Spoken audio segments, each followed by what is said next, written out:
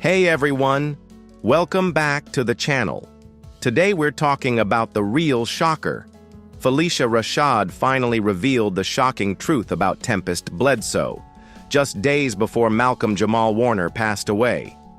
What she said not only caused a storm, but also shook the legacy of the Cosby Show. You won't believe the secrets that have been kept hidden for decades. Are you ready? Because this drama is deeper than you think. Have you ever suspected that something was wrong between Tempestt and Malcolm? If so, comment number 1 if you never thought about it. Leave number 0, enjoy the video, and don't forget to leave a sub to support the channel because this drama is just the beginning.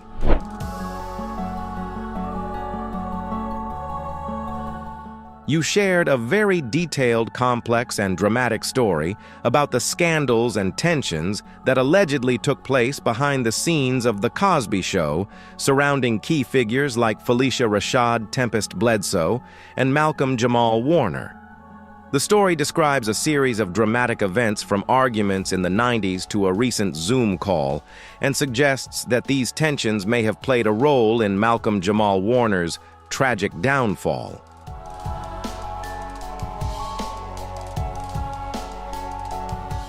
According to the story, it all started with a private Zoom call between former cast members of The Cosby Show that took place a few months before Malcolm-Jamal Warner's death. During the call, Phylicia Rashad, who was described as the mother of the cast, exposed Tempestt Bledsoe. She accused Tempestt of years of manipulation, sabotage, and emotional blackmail that had been going on for years. The anonymous source said that Tempestt Bledsoe had been jealous of Malcolm-Jamal Warner's career since the 90s.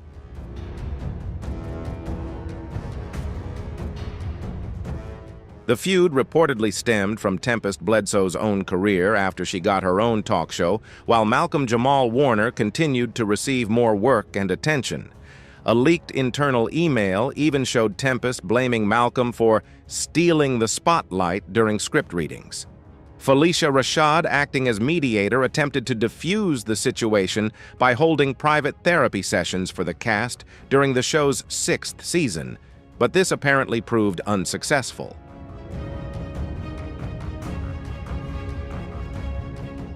During a therapy session, Tempestt reportedly stormed out, accusing Malcolm of manipulating producers to cut her lines. During the fateful Zoom call, Phylicia Rashad directly told Malcolm-Jamal Warner that she knew he had been suffering sabotage from Tempestt. Tempestt Bledsoe immediately turned off the camera, which was seen as a sign of guilt or disconnection. The event reportedly sent Malcolm-Jamal Warner into a mental breakdown.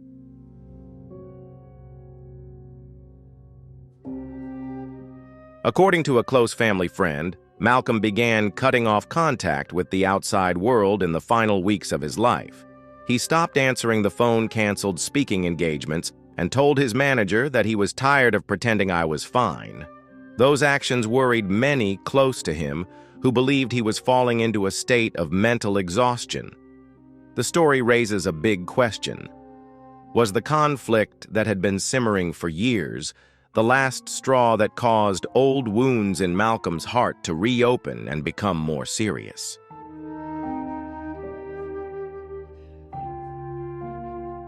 Remarkably, all of this happened just 2 weeks after the tense Zoom call, the full contents of which have yet to be made public.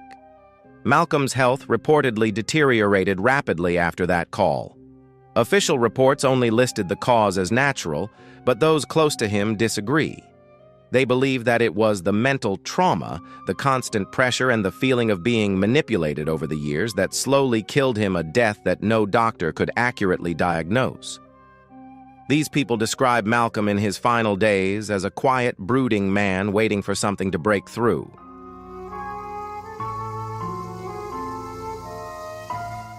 But that, my friend, wasn't even the part that had everyone tweeting in all caps. Because after those moments of eerie silence, a whisper made the rounds. Just as Phylicia Rashad's microphone seemed to have gone silent, a colleague claims to have heard her whisper, "I should have said something years ago, but I was afraid of what she would do. She was, Tempestt." And that was the beginning of a scandal no one saw coming, a truth buried for decades now rising to the surface, bringing with it a flood of questions and unprecedented public anger.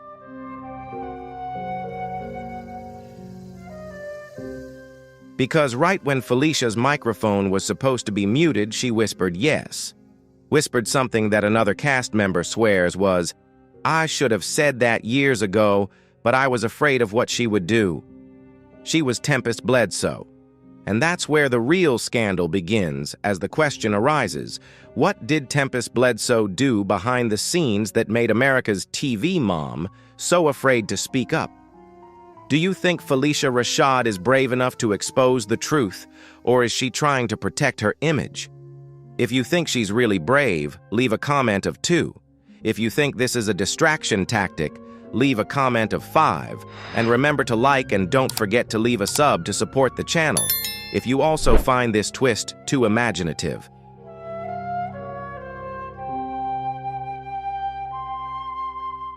What power did Tempestt wield over the cast? Did she use her brief stint as a talk show host to gather private information about her co-stars for leverage?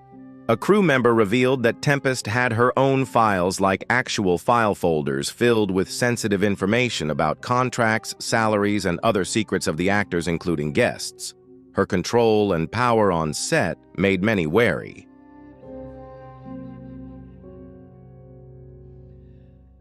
She was obsessed with everyone's contracts and always knew who was getting paid how much, even guest stars.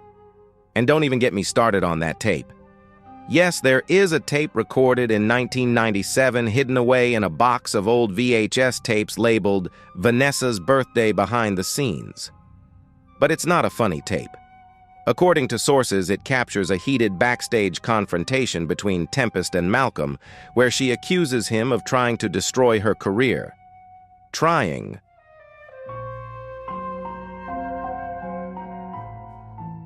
What was on that tape? Where is it now, and why did someone try to sell it to TMZ for $50,000 just days after Malcolm's death? And now we delve into the aftermath, the chaotic network aftermath, the suspicious silence from Tempestt, and the investigations that may have quietly begun. But just when you think the drama has reached its peak, the infamous locker room confession that no one was supposed to hear is revealed. That's right, a behind-the-scenes bombshell allegedly dropped just days before Malcolm's death, and the repercussions are still shaking the foundations of the black television icon.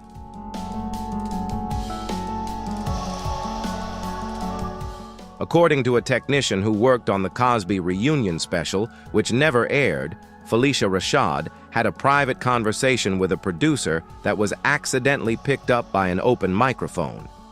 And boy, what she said about Tempestt Bledsoe was enough to make the stage lights flicker. "I tried to protect her all these years," Phylicia is said to have whispered. "But you can't protect someone who lives in the shadows, Tempestt. She was never innocent."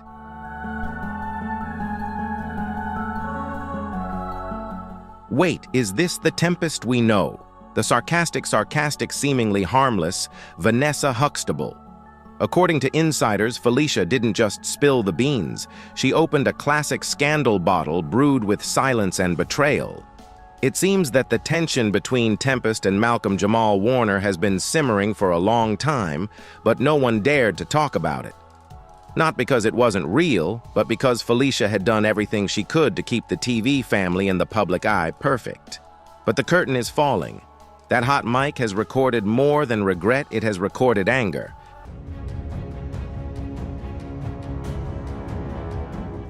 Malcolm warned me, Phylicia is reported to have said. He said Tempestt would destroy this legacy. He said, "Phylicia, she's talking to the wrong people. She's not loyal." And just like that, everything changed. People began digging through the Cosby archives, including deleted scenes, interviews, and cast reunions. Sleuths on Twitter noticed that Tempestt always looked lost, distant, passive, and full of underlying tension.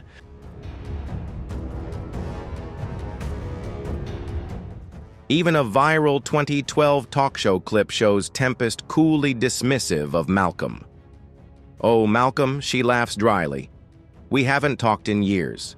He's always busy with his circles. Circles that sounds less like a mild quip than an eclipse.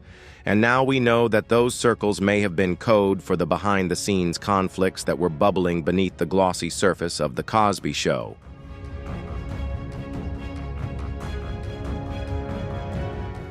In a shocking twist for fans, an audio diary allegedly written by Malcolm was leaked. Yes, a diary allegedly filled with recordings of him being silenced and feeling manipulated by his once trusted sister. While the recording has yet to be verified, the leaked handwritten copy is serious. Here's one of the quotes circulating on Reddit. "I thought Phylicia could handle everything, but even she couldn't control what Tempestt was about to do."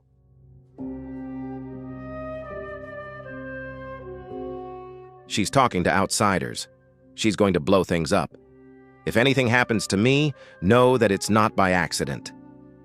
The whisper was chilling, and fans and conspiracy theorists quickly dubbed it the Huxtable Curse, a term that refers to the mysteries and unseen forces that surround the family. It wasn't just a saying, it was a warning of an impending tragedy.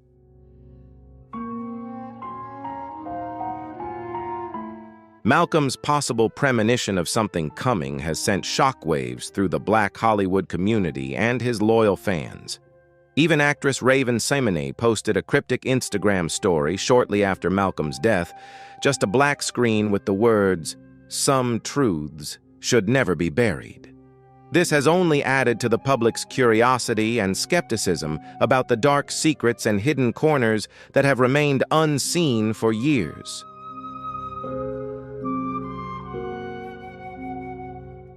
What's remarkable is that after Phylicia Rashad broke her silence with a shaky voice and hidden tears, Tempestt Bledsoe completely disappeared from the public eye. No tweets, no official statements, no appearances at any events, just a strange and mysterious absence. This left the public, the media, and fans wondering about the reason behind this mysterious silence.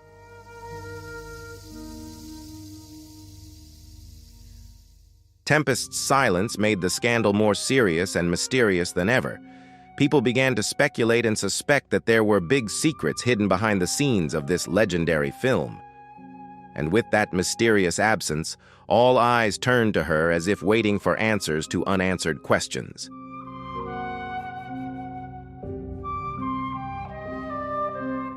TMZ even reported that her team refused to reveal her whereabouts while filming the Cosby Memorial.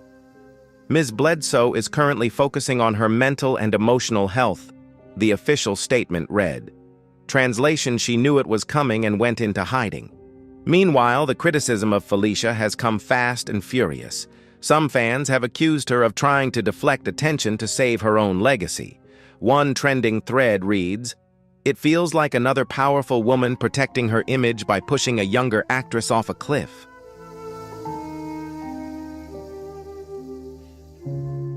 If Phylicia knew all along, why is she only speaking out now? But there were also those who stood by her, saying that she was finally unburdened after years of silent suffering. We don't know how much Phylicia has been carrying. Maybe this is her way of grieving by coming clean. "Let the woman speak," wrote one supporter as social media became a battleground.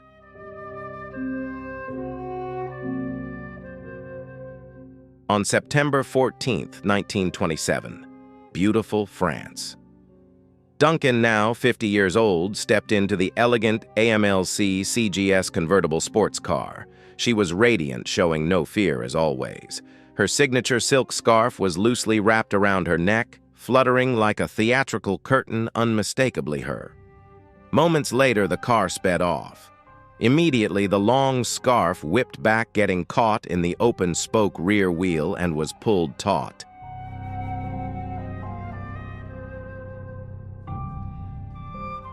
The book is said to be unflattering to some members of the cast.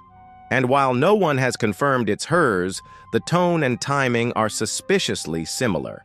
So the big questions are, is Malcolm trying to stop the book? Did Phylicia find out too late? And is Tempest's silence part of a larger strategy, or is it remorse? The pieces are starting to fall into place, but the full picture remains murky. And just as fans are starting to piece together the pieces, an anonymous source emerges with a final twist.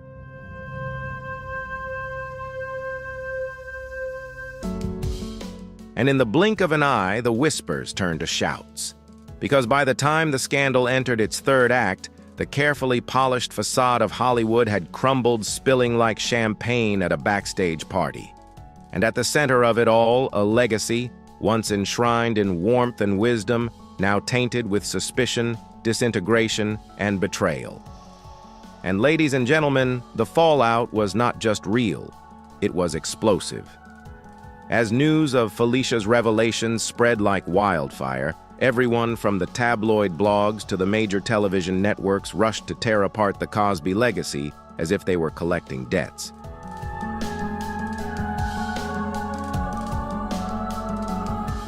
TMZ went live with the headline, "From TV moms to real-life betrayers, Phylicia reveals the last days of Tempestt and Malcolm." Meanwhile, The Root ran an editorial titled, "When Black Royalty Turned on Itself." And just when we thought the drama was reaching its peak, Kaisha Knight Pulliam appeared from the wings. Oh my. Kaisha posted to her Instagram story a black screen with only white text. You don't know the half of it, but guess anyway.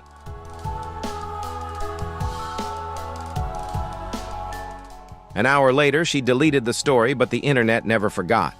Screenshots went viral, and a series of hypothetical TikTok videos featuring blurry audio clips, dramatic reenactments, and fan-made movie trailers racked up more than 8 million views in just 36 hours.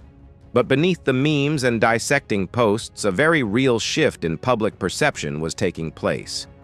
Because if Phylicia Rashad, the elegant, poised mother of Black Hollywood, could hide such a big secret, who else was complicit?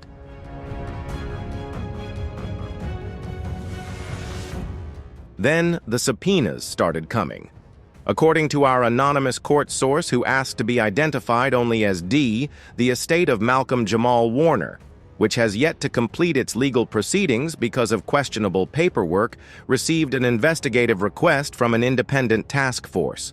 Their concern, a previously unreported incident in 2017 that allegedly took place during a private dinner between Malcolm Tempestt and a third party.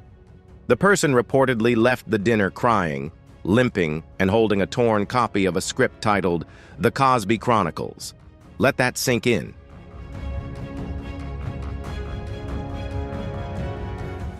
That night, it's said, was the turning point when Tempestt threatened to go public, finally ready to tell the world what she really went through on set. But someone again, an unverified leak, convinced her to wait, that timing was everything, and the world wasn't ready for what she knew. Cut to 2024, Tempestt is gone. Malcolm's death still raises questions. And now Phylicia has publicly admitted that she hid information that could have changed the course of justice.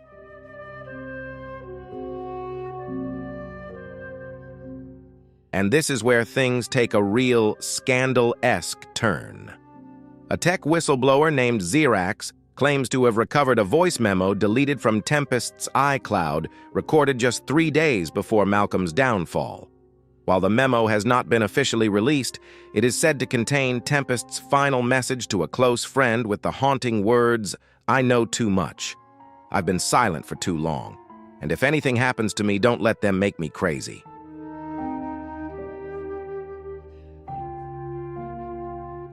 It's unclear who Tempestt was referring to in the warning, but fans and conspiracy bloggers have been scrutinizing everyone involved, from former Cosby Show directors to powerful entertainment lawyers who may have had reasons to keep some dark secrets.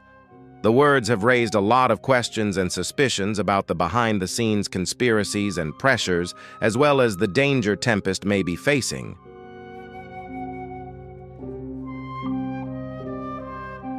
And the most surprising twist was that after Phylicia Rashad told the truth, she completely disappeared from public life.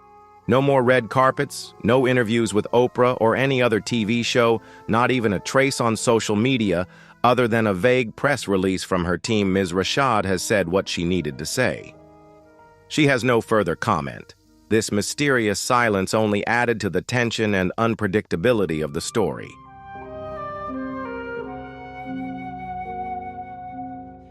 But behind the scenes, industry sources say she was placed in a private facility in Vermont for voluntary observation. The reason: emotional stress combined with media harassment. Some say it's a familiar damage control tactic, but others believe Phylicia is truly crumbling under the weight of a truth she's kept hidden for so long. And let's not forget Phylicia's sister Debbie Allen, who finally broke her silence in a brief interview with Essence, simply saying, "This is not how we wanted her legacy to go." But sometimes the truth makes the crown tilt.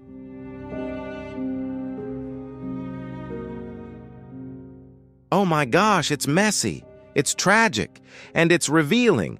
But here's the most heartbreaking layer of all of this. Fans who grew up with this cast, who believed in the image of Black excellence they represented, are now questioning everything. Was it all a script? Was the unity fake? Were the smiles just a veneer, hiding decades of pain, resentment, and secrets?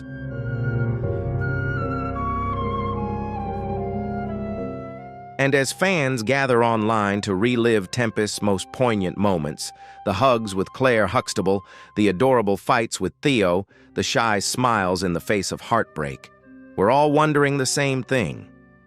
Did she know it would come to this? Because in her final days, those close to her say that Tempestt wasn't writing a script, not a memoir, but a letter to someone she trusted. And while no one has revealed who that someone was, theories are flying wild.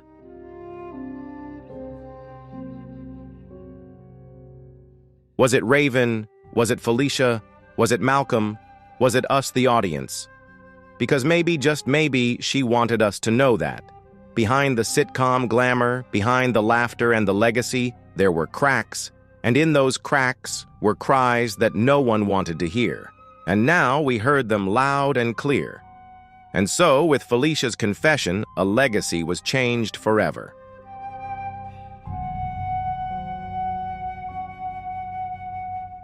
The truth is messy. The questions are bigger than ever. And as one blogger so poetically put it, we've seen them grow, but we've never seen them fall apart. And now that breakage is public, raw, and irreversible. So now we ask the million-dollar question. Was Malcolm's death a tragic end, or the final page in a long story of pain, silence, and emotional warfare?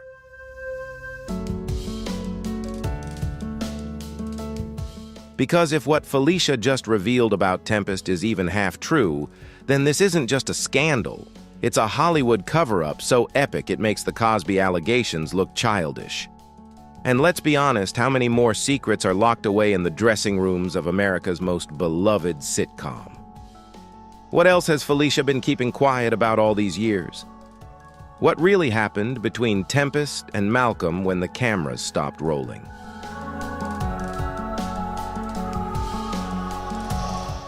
And that's all the talk of Hollywood. If Phylicia's story is true, we're not just witnessing a scandal, we're witnessing a dramatic turn of events in television history. So what do you think? Is Tempestt a victim, a traitor, or just part of a larger conspiracy? Leave your thoughts in the comments. Don't forget to like the video, share it with your drama-loving friends, and subscribe so you don't miss out on the next secrets. Thanks for watching and see you in the next video.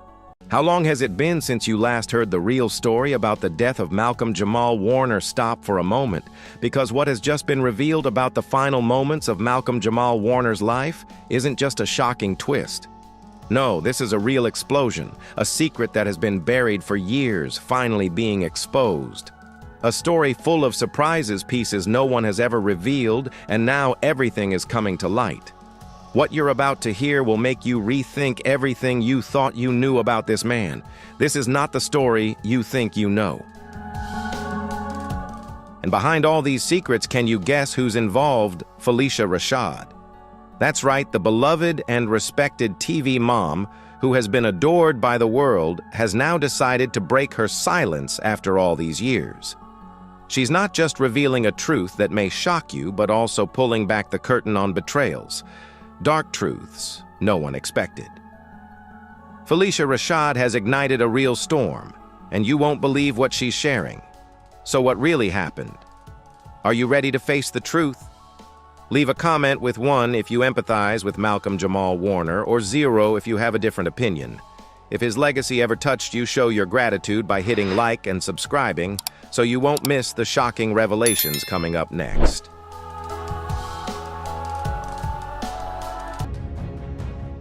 What did she see that left her so stunned? That's a question we're all asking ourselves as every event surrounding the final moments of Malcolm's life has become hazy and confusing. What makes it even harder to believe is why Hollywood is suddenly pretending like nothing happened. Why is everyone who once knew Malcolm staying silent? Yes, this man not only faced the common struggles of life but also endured deep suffering that no one knew about. The burnt letters, the deleted voicemails, they all carry a suspicious sign that many can't explain. But the most important thing is still the second voice recording that Malcolm left behind.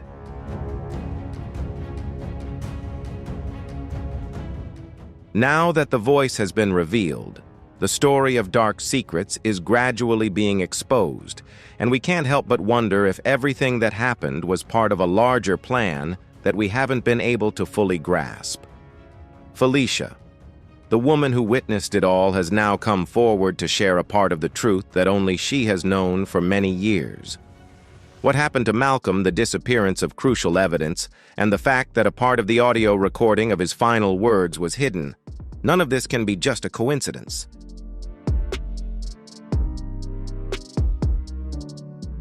This story isn't just a simple tragedy, but a curtain concealing the truths behind the scenes. And now, with Phylicia's recounting, we can finally see a clearer picture of a man who was once put in a world of unspeakable things. This is truly what happened behind closed doors when there were no cameras and a broken heart couldn't be mended. So buckle up, because this is not a light story. This is a funeral, and eulogy, and a receipt all rolled into one.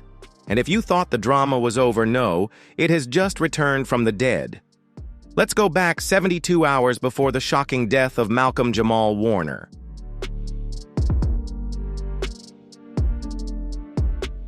In his final days, Malcolm's behavior was more than just tired. It was profoundly strange. He not only locked his phone, but also placed it in a fireproof safe, unplugged his smart TV, and scribbled in a leather-bound notebook as if he were preparing a confession. These actions were completely out of character and raised serious questions about the deeper reasons behind them. They weren't simply signs of fatigue, but the acts of a person with a heavy burden on their mind.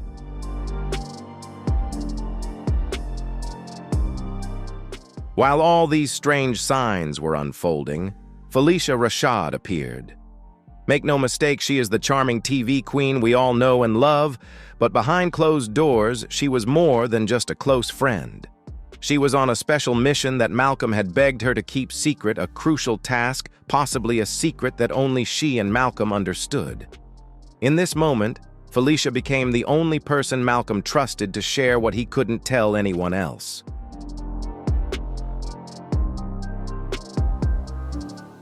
According to a deleted message revealed by someone claiming to be Phylicia's former assistant, Malcolm called her late at night in a panicked, breathless state. He repeated a single sentence, "They know I know, and they're going to make sure I never say it." These words, full of anxiety and fear, clearly indicate that Malcolm felt he was being watched, controlled, and threatened by powerful forces he couldn't confront. This statement leaves many unanswered questions. Who are they? How could a strong man like Malcolm feel so pressured? Why did he believe that there were people who wanted to stop him from sharing the truth he knew?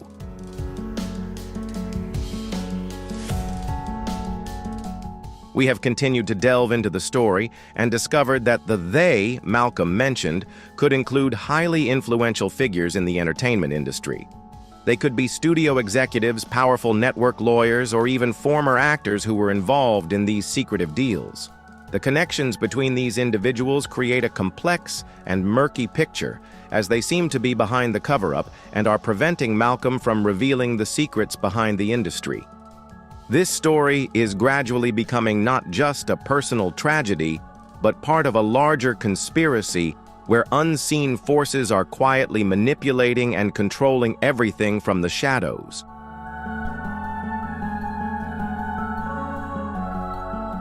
Phylicia was with Malcolm just one day before he died.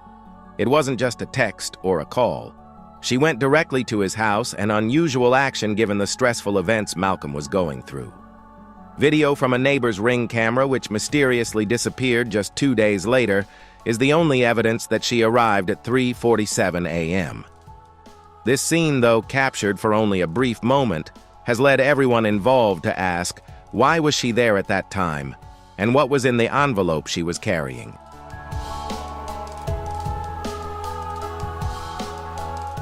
Phylicia appeared in a black coat, as if she intentionally chose dark clothing to avoid attracting attention. But what confused people even more was the sealed envelope she was carrying. Everything became even murkier when this video, which was recorded and believed by many to contain crucial evidence, suddenly vanished without a trace. Did the envelope contain important documents? And why was it necessary to conceal Phylicia's appearance at this critical moment? These questions remain unanswered, adding to the mystery surrounding Malcolm-Jamal Warner's death.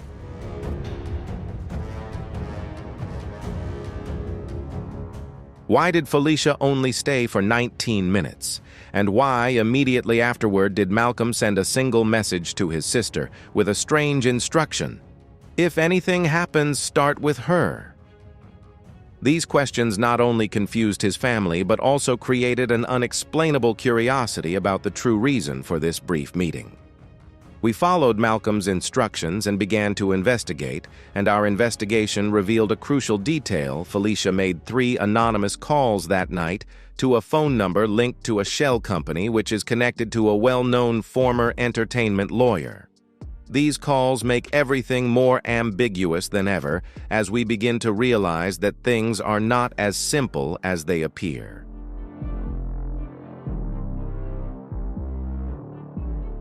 Less than 24 hours after that meeting, Malcolm was found unconscious at his home with a strange scene surrounding him. Unopened letters were scattered everywhere, the front door was unlocked, and all the mirrors in the house were covered with black cloth. Sources say the scene resembled a ritual, almost like a sophisticated setup that could have been prepared in advance. The abnormality in how everything unfolded, from Phylicia's appearance for only 19 minutes to the bizarre scene inside the house, led investigators to suspect that everything had been carefully planned, creating a dark and mysterious picture surrounding the death of Malcolm-Jamal Warner.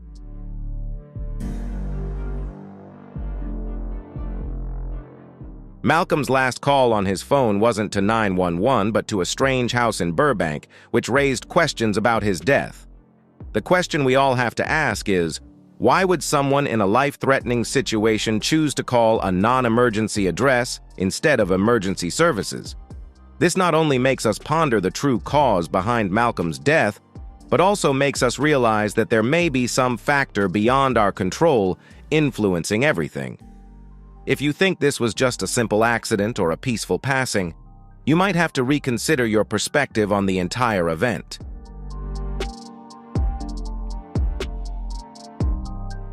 Malcolm's final message, recorded in a memo and labeled, "Don't let them lie," was leaked by someone claiming to be a former intern at the production company. This recording contains words that many believe to be warnings or truths Malcolm was about to face, which not only adds to the mystery surrounding his death, but also sparks an ongoing public outcry. The messages in this memo raise even more questions about the forces or individuals who might have interfered in Malcolm's life before his passing, leading to a deeper and more dramatic investigation into secrets we never knew.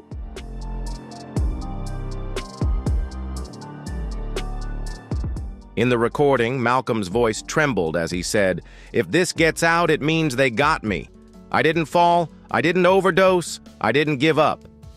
These words, full of urgency and fear, clearly show that Malcolm felt he was being watched and surrounded by forces he couldn't escape.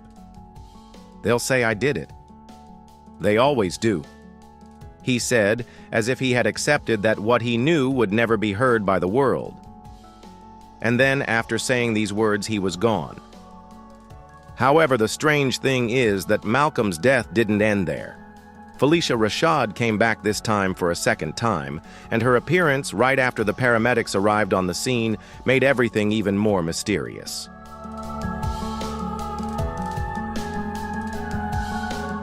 Phylicia Rashad visited again, but this time everything had changed. A paramedic at the scene reportedly told investigators that Phylicia asked to enter the house before Malcolm's body was moved. She said she had a spiritual responsibility to retrieve a private item. When asked what it was, Phylicia whispered, "It's something he left behind." These words not only added to the mystery surrounding Malcolm's death, but also created a wave of suspicion about what really happened in his final hours. What item did she want to retrieve, and why was it so important?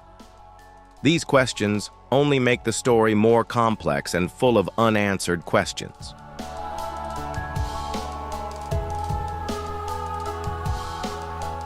Then she walked out holding the same tattered envelope and clutching a flash drive taped with the label Cosby footage. This not only made everything even more ambiguous, but also made us realize that what she was carrying was no ordinary document.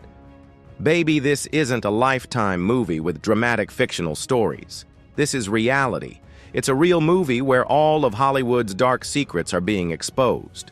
The dark door of the entertainment industry is slowly opening, and we are all standing at the threshold facing a truth we never imagined. The pieces of this story are slowly connecting, and it's not like any story you've ever heard.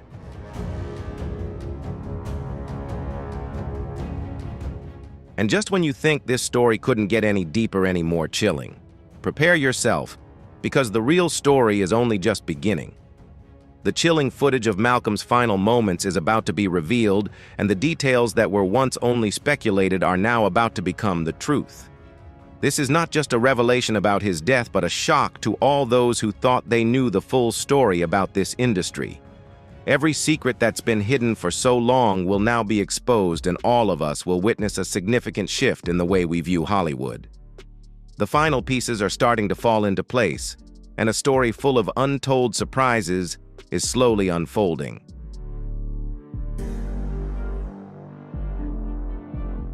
Social media has suddenly become a real crime scene. Hashtags like "What happened?" to Malcolm-Jamal Rashad knows, and even "Our murder cover-up" have quickly taken over every platform, spreading at lightning speed. The online community can no longer stay silent, and all attention is now focused on the details that have yet to be revealed. Phylicia Rashad, who had previously chosen silence, is no longer trying to hide anything. She's starting to share things that were once only speculated, and this is the turning point that is making everyone sit up and take notice. But the most shocking part is the deleted interview she did for an anonymous YouTube channel called Black Room Confessionals.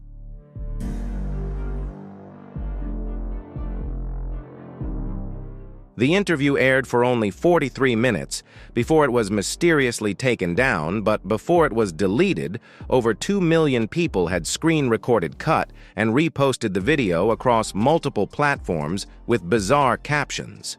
Viewers felt as though Phylicia had accidentally revealed too much, as if she had slipped up and exposed secrets that only a few people knew.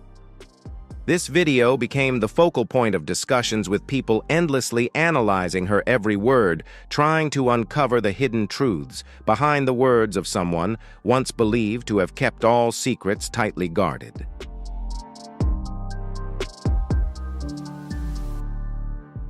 In the video, Phylicia sits calmly and composed in a candlelit room, creating a heavy and mysterious atmosphere. The house she sits in looks like a brownstone in Harlem, with ancient walls and dim lighting. She looks directly at the camera, and in a calm yet deeply suggestive voice, Phylicia says, "Malcolm was tired, but he wasn't allowed to die that night. Someone made sure he wouldn't say anything anymore. I'm sorry." These words not only stir surprise, but also prompt viewers to question the events that remain untold. Her statement feels like a powerful declaration, yet also full of ambiguity, making everyone reflect on what truly happened.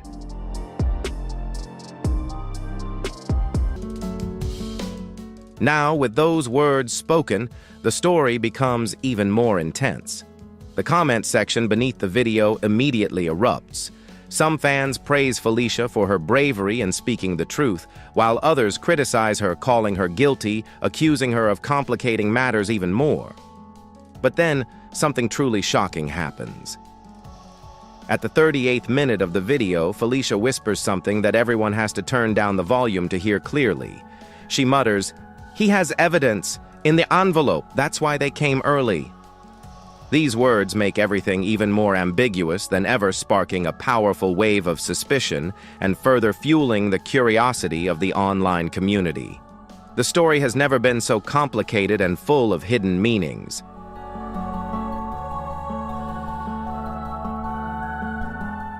Who came early, and what is really going on? These questions begin to rise as everything grows more obscure. According to an anonymous source said to be someone familiar with Malcolm's final project, he had planned to release a series of voice memos to expose shady dealings within the elite circles of black entertainment. These memos contain undeniable truths about what's really happening behind the glittering facade of the entertainment industry. And these words aren't just accusations. They are important clues that those involved have been trying to conceal.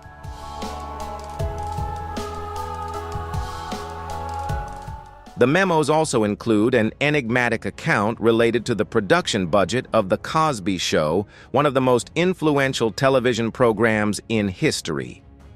The issue goes beyond the spending on the show, touching on opaque financial transactions made to protect the interests of a select few. This information will shock not only those within the industry, but also the public, who had no idea that what they were watching on screen might be hiding such dark secrets.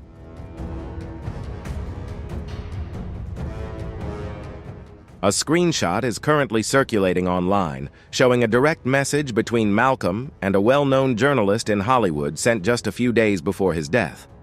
The message reads, "I need to take it down soon before they find out I've copied it." While short, this message carries a deep implication, leaving everyone who had contact with Malcolm wondering about the secrets he was holding. The big question is, who is they, and what did he copy? These signs, while seemingly just a casual conversation, carry an undeniable tension, suggesting that Malcolm had discovered something important that he felt needed to be concealed or at least kept from public view.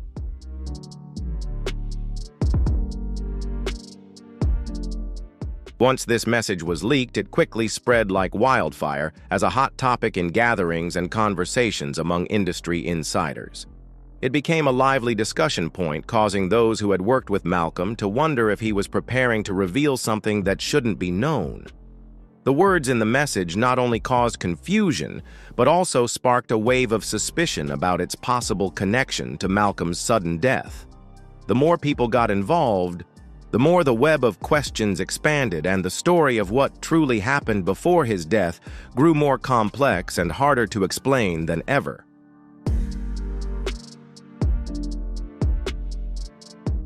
A Reddit thread titled "Malcolm's Envelope Theory" exploded as someone began investigating who entered Malcolm's apartment the night before he died. What raised the most questions was a mysterious 17-minute gap in the building's hallway surveillance footage, which created doubt about what really happened during that time. People quickly zoomed in on the footage, analyzing every detail as if it were a dramatic documentary. Some speculated it could be Phylicia, while others suspected it might be an assistant who was bribed. No one can say for sure, but the doubts surrounding who entered Malcolm's apartment are growing stronger by the day. If you're also curious about these suspicions, don't forget to hit like and subscribe so you don't miss the upcoming revelations.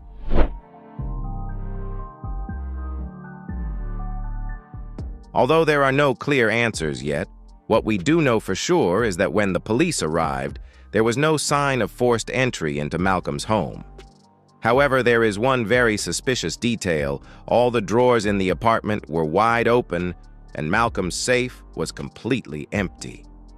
This scene only deepens the suspicion about what happened during Malcolm's final moments. Investigators were left bewildered by these unexplainable signs, and these details have sparked a wave of speculation, making the story even more mysterious and complex than ever before.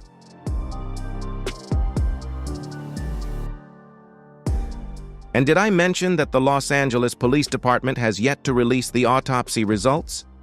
They say the delay is due to a backlog in toxicology tests, but this only signals that someone is hiding something. She recounts that 2 weeks before his death, Malcolm confided in her. He told her that if anything happened to him, she should check a storage unit in Silver Lake. When TMZ reporters arrived there 3 days later, the storage unit had been completely emptied. All the records were gone. Neighbors reported hearing a truck at 4:47 a.m. carrying 2 men in police uniforms, looking worried and constantly glancing over their shoulders.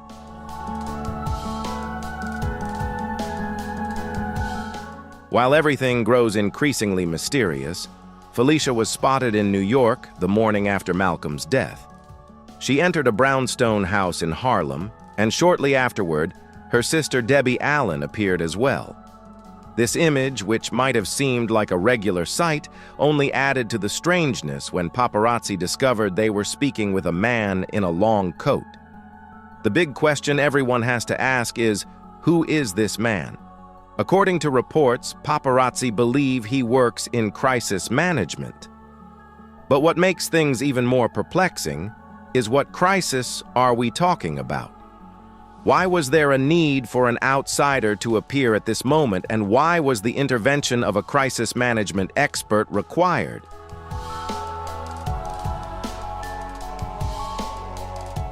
The pieces of this story just don't fit together, and every detail seems deliberately hidden.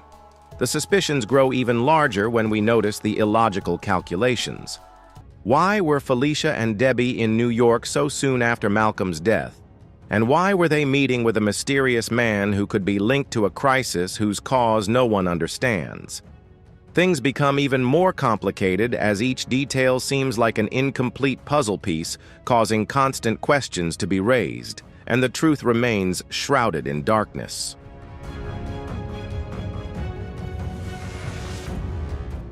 Don't forget that Malcolm had just filmed a documentary revealing the entire story titled The Price of Silence, set to air later this year. This was a major project expected to unveil truths never before revealed about what happens behind the scenes in the entertainment industry. However, what shocked us all was the network's sudden cancellation of the film with no explanation. The official reason hasn't been released, but industry insiders suggest it might be due to legal concerns, factors no one wants to make public at this time.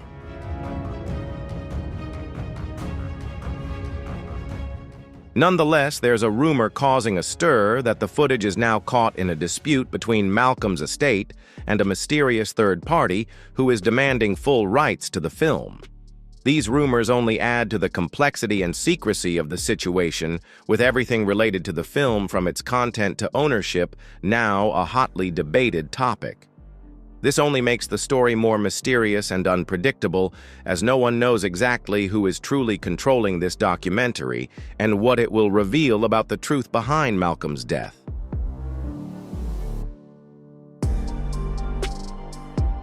Folks, do we smell a cover-up?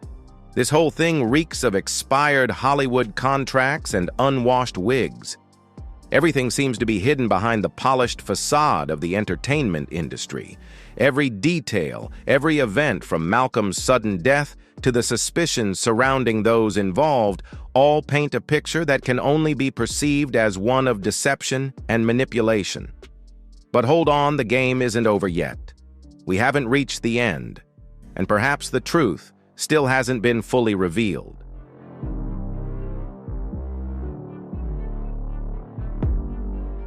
Just when you think Phylicia Rashad will give in or remain silent, she does the unthinkable. She personally shows up at Malcolm's family's private prayer meeting, and the entire room goes still. Her unexpected appearance thickens the air with tension. This wasn't just a regular appearance. It was a deliberate act causing everyone in the room to feel the weight of the situation. The story doesn't stop here, and with every step Phylicia takes, we move further into a mystery that grows more confusing and tangled.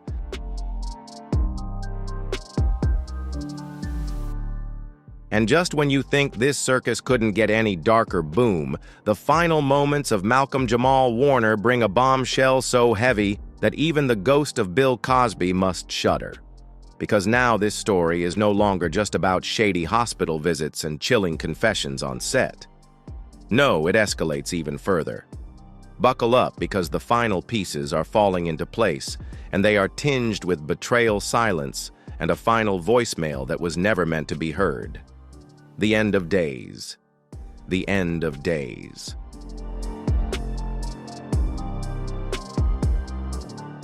Phylicia Rashad didn't just stumble upon Malcolm's secret. Who gave it to her? An anonymous nurse from Cedars-Sinai who claims she witnessed everything. She says that when Malcolm was brought into the hospital that night, he whispered that they shouldn't let them near him until two men in suits allegedly authorized to enter his room without admission papers were allowed in. Malcolm kept whispering that things were not as they seemed, and it was never a suicide.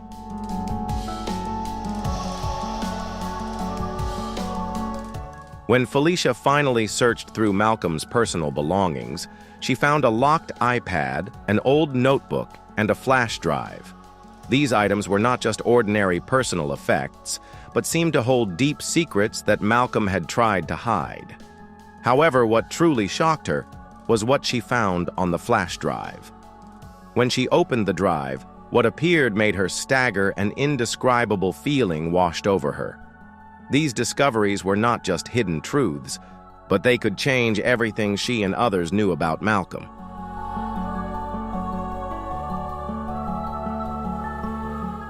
According to a source close to the Rashad family, inside that flash drive was an audio file simply labeled Phylicia's Final Edit. The name seemed to carry a much greater meaning than anyone could have imagined. Why would an audio file bear Phylicia's name, and why was it hidden in Malcolm's drive? These questions not only arouse curiosity, but also open up an untold story. This audio file could be the key to understanding what really happened in Malcolm's final moments, and it might reveal a part of the truth that Hollywood has been trying to keep secret.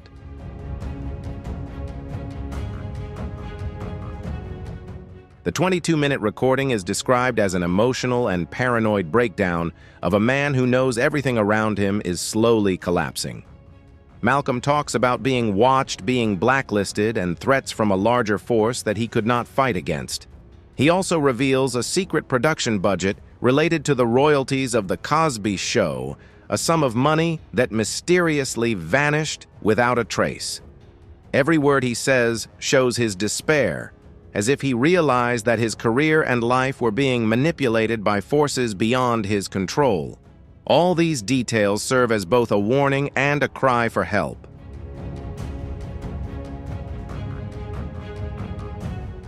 And in the most notable statement, Malcolm affirms, "If anything happens to me, start with Bill, but don't stop there."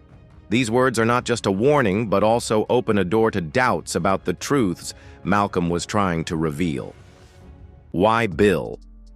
And why did he want people to start there? These questions not only cause those close to Malcolm to ponder, but also create a massive wave in the community where the dark secrets of the entertainment industry are slowly being uncovered.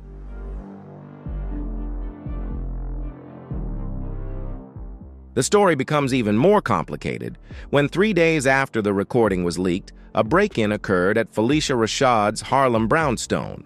However, what's strange is that instead of taking anything valuable, the intruder only took one file. The evidence left behind shows that the drawers were opened, and the piano in the living room was slightly pushed out of place as if someone had hurriedly searched for something. What's even more surprising is that when the police arrived at the scene, they made no arrests and labeled it as a possible maintenance accident. A maintenance accident, just a broken piano and randomly opened drawers. Hard to believe.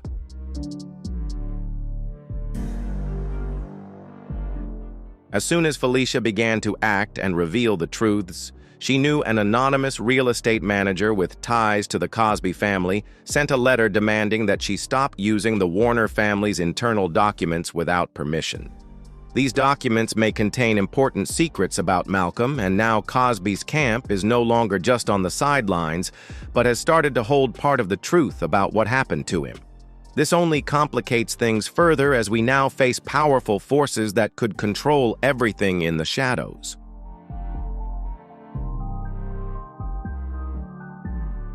The big question now is, are Malcolm's final words now bound by Hollywood's cumbersome bureaucratic procedures and non-disclosure agreements?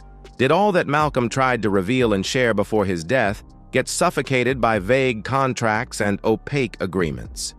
These questions not only relate to Malcolm personally, but also open up a larger issue about power control and what people are willing to do to protect the truth from being concealed in the entertainment industry.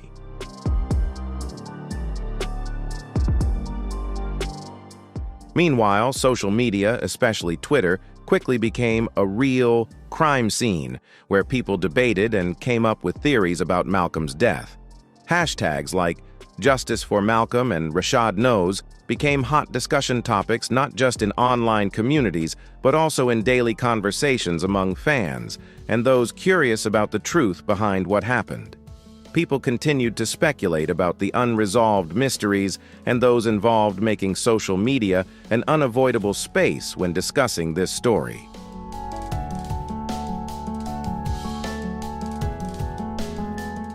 Stories surrounding what Phylicia knew about Malcolm and the Cosby family are being analyzed and dissected on Reddit, where strange theories are beginning to emerge.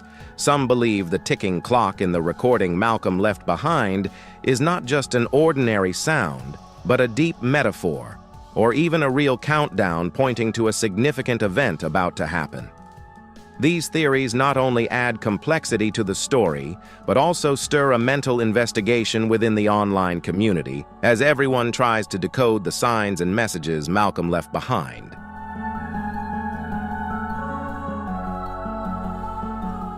No one knows for sure, but one thing is certain: this story is not over. Just this morning, the famous lawyer and whistleblower Devin Treadwell posted a mysterious story on Instagram, sparking a wave of doubt and speculation everywhere. In this story, he asserted that Malcolm was not delusional as many had thought. In fact, he believes Malcolm came early and he needs to be better understood. These words from Devin Treadwell are not just a simple statement, but a strong warning, causing all those following this story to rethink what they know about Malcolm's death. It opens a new door to truths yet to be revealed, and his words are making the forces Malcolm once faced fearful.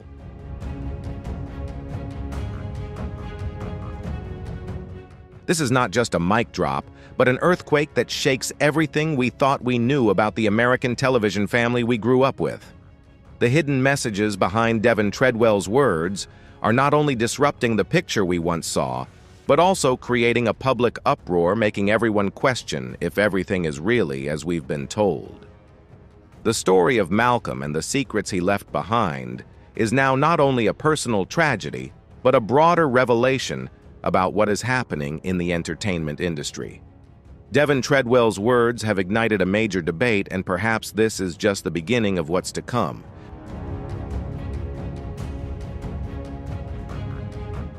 So is Phylicia safe? Is she being threatened? Or will the secrets she holds make her the next target? Has Malcolm's file been tampered with? Or is everything being hidden behind complex legal procedures that we cannot access? The question about Lisa Bonet is no less important. Will she ever speak out about what she knows, or will she continue to stay silent about these secrets? Is there a piano file cabinet full of Hollywood secrets out there where all the truths are carefully concealed, waiting for the right moment to be revealed? These questions remain unanswered, and the silence from certain parties only increases the growing suspicions.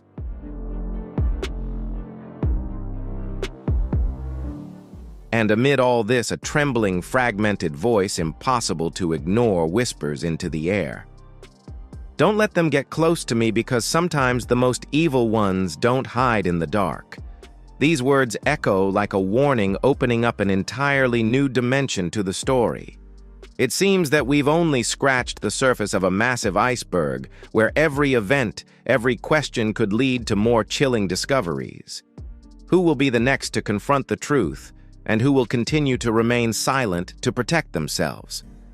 These questions remain unanswered, but they are pushing the story down unpredictable paths.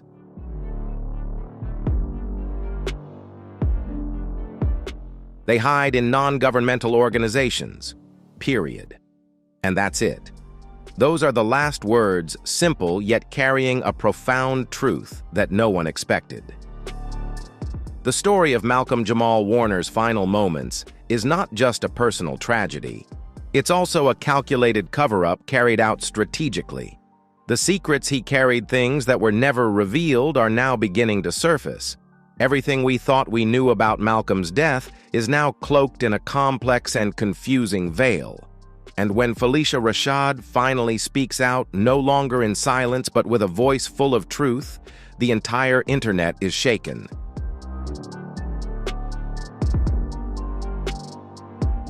Phylicia, who had previously chosen silence, has now decided to break the patience that has lasted for years.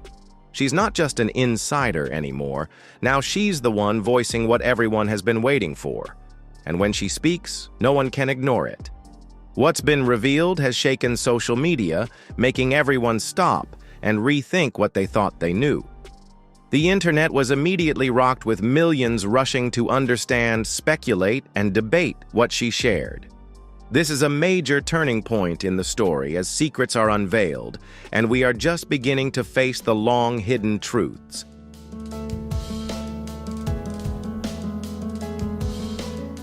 So let's ask the million-dollar question. What else are they hiding? Was Malcolm a threat to those in power? Did Phylicia wait too long to speak out, or was she forced into silence all this time? And why did the heart attack occur right after he tried to meet someone from the Obama Foundation? The timelines don't match up, and you know it. This is not just a simple Hollywood tragedy. This is an all-encompassing cover-up, and we've only scratched the surface.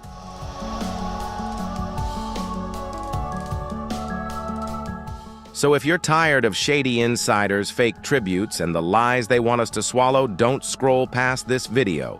Leave a comment with a 1 if you empathize with Malcolm-Jamal Warner, or a 0 if you have a different opinion. Hit that like button if you're fed up with these manipulations, and don't forget to subscribe, because this secret goes deep and we've only just begun. One thing is for sure, Malcolm's voice may have faded, but this story is still screaming. Stay tuned so you don't miss a thing. Thank you for watching, and I'll see you in... Welcome to the channel today. We're talking about the shocking moment Pamela Warner burst into tears while reading the autopsy results of Malcolm-Jamal Warner. The details in the report left many people in disbelief. What really happened? Was it just a personal tragedy, or is there something more to it? Find out now. Have you ever seen Malcolm-Jamal Warner in The Cosby Show or any other show if you were a fan? Comment number 2. And if you weren't, leave number 5. Don't forget to like, share with your friends, and subscribe so you don't miss the next shocking twist, because this story is just getting started.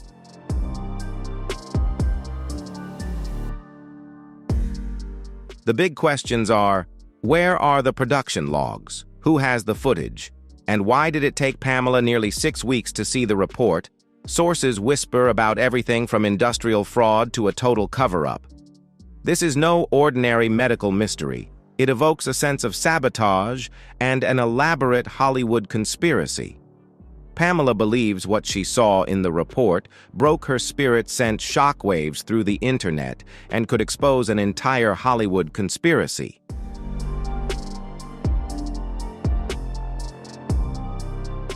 Before Pamela's emotional outburst, Malcolm's mysterious death was shrouded in a suspicious silence. Now, with the autopsy leaking, we're starting to see the truths Hollywood doesn't want us to know. Pamela Warner isn't just a grieving mother. She's a woman who spent her life protecting her son from the snakes in the grass. She's just discovered that the grass is full of rattlesnakes in Gucci suits and Netflix deals.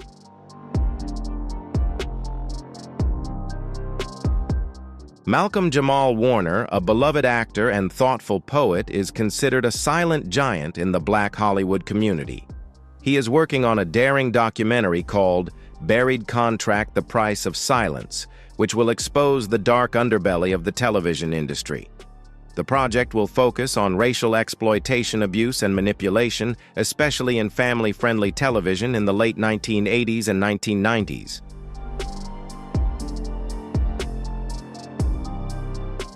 According to two unnamed producers involved in the project, Malcolm has hours of unseen footage, including interviews with child actors who have experienced trauma but are forced to pretend to be happy on screen.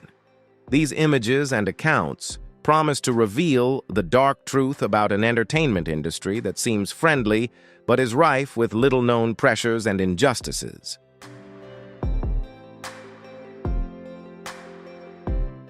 The story became complicated when just 3 days before his death, Malcolm texted a close friend that he was figuring out something important. The legal team involved had been trying to get him to sign a non-disclosure agreement (NDA) for a project he had never agreed to participate in. The friend recalled that Malcolm seemed nervous, shaken, but focused, as if he knew something was about to happen to him. This sense of unease added to the suspicions surrounding his sudden death.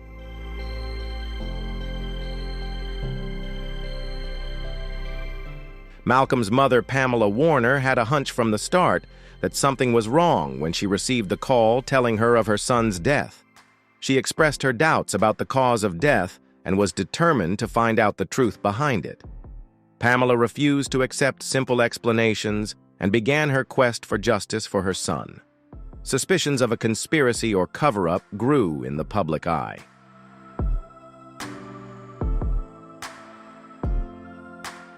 In addition, the footage Malcolm collected for his project revealed many untold stories about the entertainment industry, where child actors, especially those of color, were forced to endure severe mental pressure and abusive behavior. These revelations are expected to shake the industry, creating a profound dialogue about fairness and ethics in showbiz.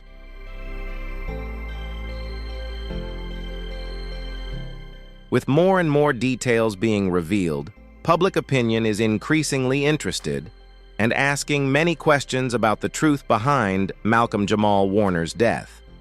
Was he really a victim of a force that wanted to silence him, or was this just a tragic coincidence in life?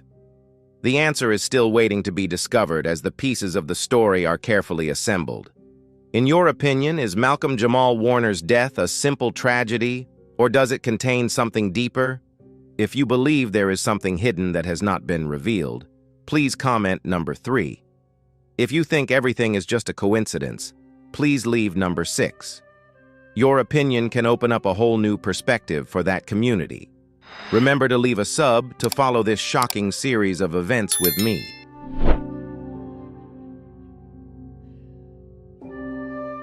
Pamela knew her son better than anyone. From his bedtime routine to his diet, nothing escaped the attention of a mother who had followed Malcolm's every move. So when she heard that her son had died of natural causes, she couldn't believe it. The feeling that something was wrong grew especially after the details surrounding his death seemed so vague. She requested an independent autopsy but was advised to trust the official report.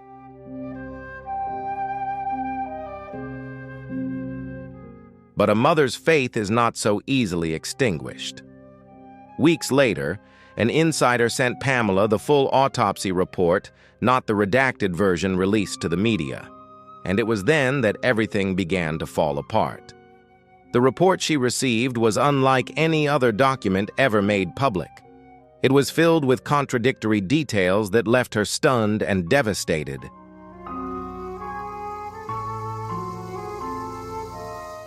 The timestamps in the report conflicted with what had been previously released. Some toxicology tests were left blank, as if someone had intentionally overlooked important data. The medical terminology was strange, not consistent with any conditions Malcolm had ever seen. One page read spontaneous cardiac event, but the next page mentioned unknown sedative level inconclusive due to contamination. The discrepancy was too great to ignore.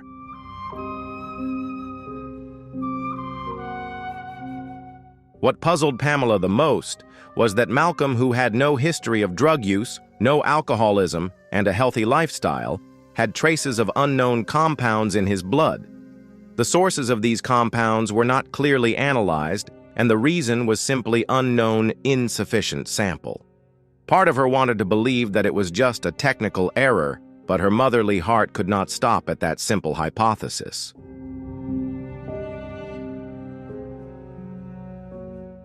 All of this raises a big question: is someone hiding something? Is this not just a personal tragedy, but part of a darker picture of silence, manipulation, and possibly conspiracy at the heart of Hollywood? Pamela is not one to be cowed, and the truth, if it exists, will not remain buried forever.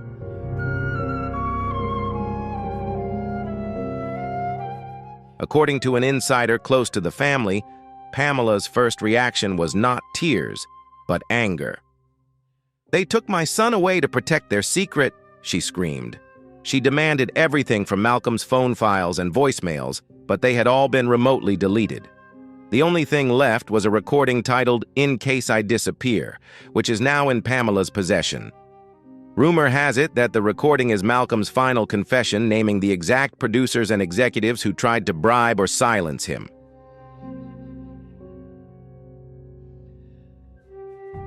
All of this leaves us with a grieving mother with a tampered autopsy, a wiped phone, and a son who tried to tell the truth but died in silence. But Pamela is no longer silent. And just when it seems like things can't get any more complicated, a 37-page autopsy report allegedly leaked from the coroner's office emerges. Malcolm-Jamal Warner's death was reportedly not due to natural causes.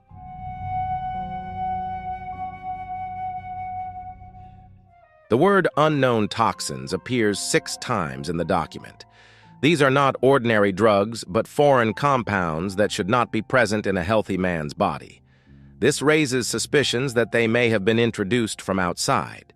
The internet went wild with Reddit and Twitter users trying to figure out and compare the listed compounds to military-grade sedatives. A woman named Samantha K also appeared on a since-deleted TikTok, claiming Malcolm was worried and had found out something shocking about someone in his inner circle.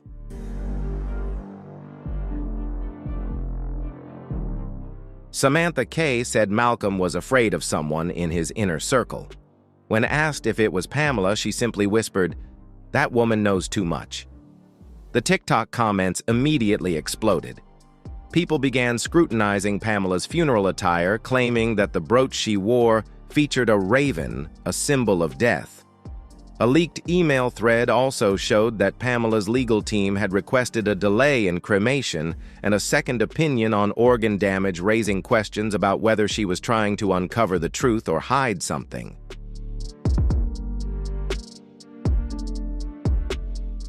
During the funeral, Pamela Warner seemed oblivious to the people around her. Cameras captured her smiling absent-mindedly, occasionally checking her phone while someone was giving a eulogy. Many speculated that she was texting some powerful Hollywood figure who had a lot to lose if Malcolm revealed what he knew.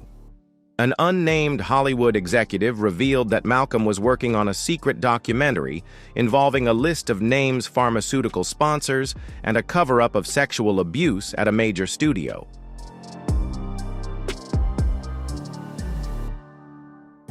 The source claims Malcolm wasn't just acting, he was preparing to expose everything. That goes back to Pamela. One source said she was worried about what might be left on Malcolm's hard drives. Another said she offered to pay a tech expert $80,000 to wipe all of her son's iCloud data immediately after the funeral. Malcolm's MacBook laptop, a GoPro, and a leather notebook were also reportedly missing from his apartment.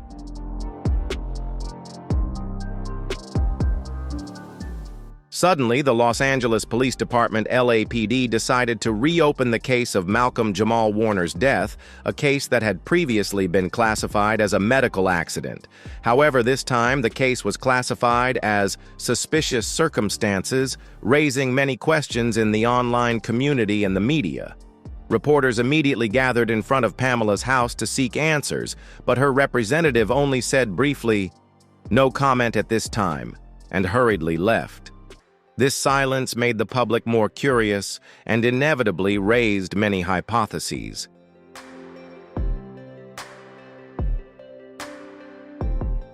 On the TikTok platform, a new trend quickly spread with a series of videos cut from Malcolm's old interviews. The clips were combined with creepy background music, making many viewers feel haunted and skeptical about the hidden things behind his death.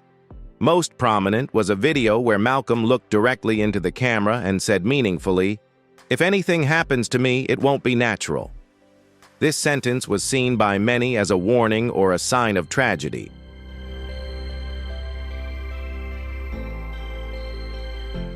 The story was further complicated by a leaked audio recording purportedly of Malcolm's voice, in which he insisted, "They don't want this truth to be known.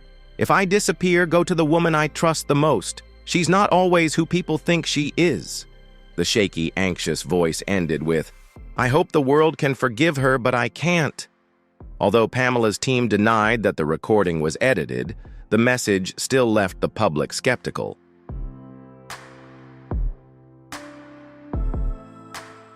The matter became even more complicated when some of Malcolm's former co-stars began posting cryptic statuses on social media, causing the public to constantly question the hidden secrets.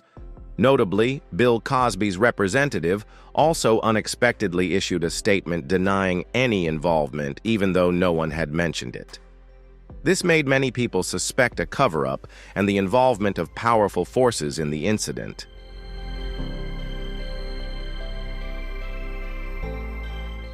All of these developments have created an atmosphere of chaos and mystery surrounding the death of Malcolm-Jamal Warner. The big question is whether this is just an unfortunate coincidence or a deeper conspiracy is gradually being exposed.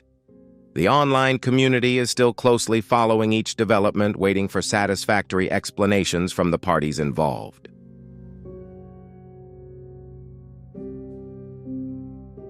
The storm continued when a leaked voice message went viral. In it, a voice believed to be Malcolm's was heard trembling and saying the following cryptic words, "They don't want this to get out. If I disappear, start with the woman I trust the most. She's not always who she seems." The message ended with the chilling sentence, "I hope the world forgives her, but I don't." The online community was quick to call out Pamela.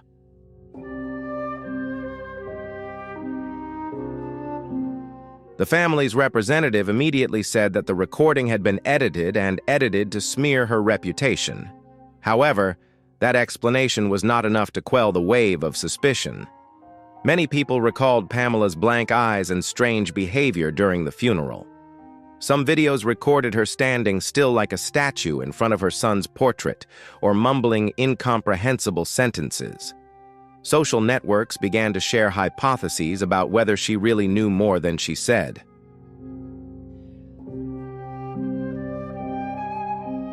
Tensions escalated when a number of Malcolm's former co-stars began sharing cryptic Instagram posts.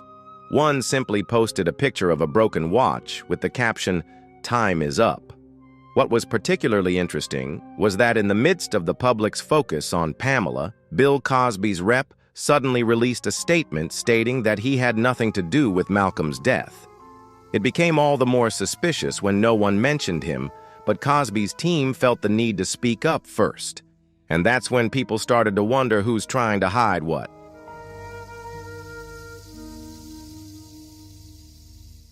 Meanwhile, Pamela Warner's silent contradictions and sudden disappearance reinforce a terrifying possibility: someone doesn't want us to know the truth and has the power to make sure it doesn't. But things have changed. A mysterious audio recording has leaked, purportedly Pamela's voice pleading with someone not to reopen unhealed wounds. The recording has focused everyone's attention on Malcolm's personal physician, Dr. Harold Jennings, who has mysteriously disappeared.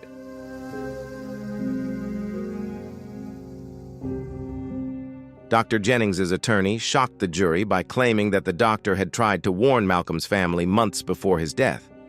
He was slowly poisoned, and the signs were ignored, the attorney said.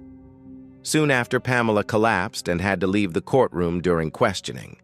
The big questions were, what were the signs? what was the poison, and who had access to Malcolm's food supplements and prescription drugs. Suspicion immediately fell on Louis Bautis, a French personal chef, whom Malcolm had hired 6 months before his death.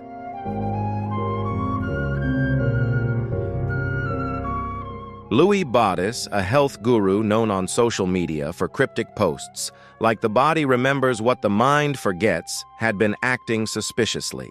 His passport history was leaked and showed he had left the country the night Malcolm died.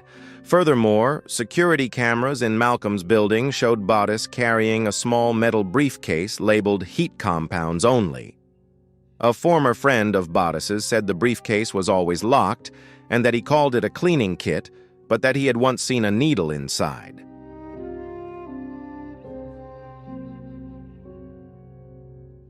As the public demanded answers from the Warner family, Pamela went live on Instagram. She cried, gasped, and whispered, "I trusted the people around him. I never thought I would have to doubt everyone I loved." The live stream was raw and terrifying, but it was also when the legal avalanche began. Just 48 hours later, a federal subpoena was issued for Malcolm's entire 15-year medical records. At the same time, an extensive forensic search of his apartment was conducted.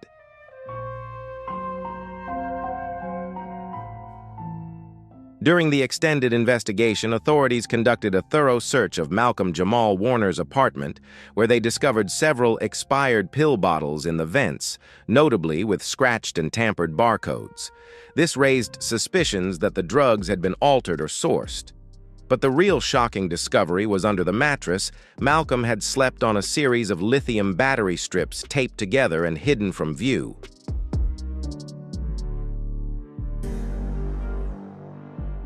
An anonymous medical examiner said this was not an ordinary discovery. The lithium batteries were arranged in a way that could create magnetic field (MF) interference, which can affect the human nervous system if exposed to them for a long time. Typically, this type of interference involves high-level psychological manipulation methods, which have been documented in psychological warfare studies, he said. Immediately, social media exploded.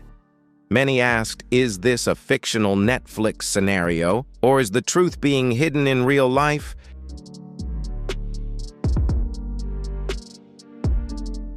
Before the internet could recover, another development added to the tension. Familiar Hollywood faces like Jaleel White, Steve Urkel, Tatiana, Ali Fresh Prince of Bel-Air, and Raven Simonet began acting strangely, from canceling interviews to unfollowing some former colleagues to going completely silent on social media. This silence to many was more than just caution. It was a sign of fear. Something big was being kept secret.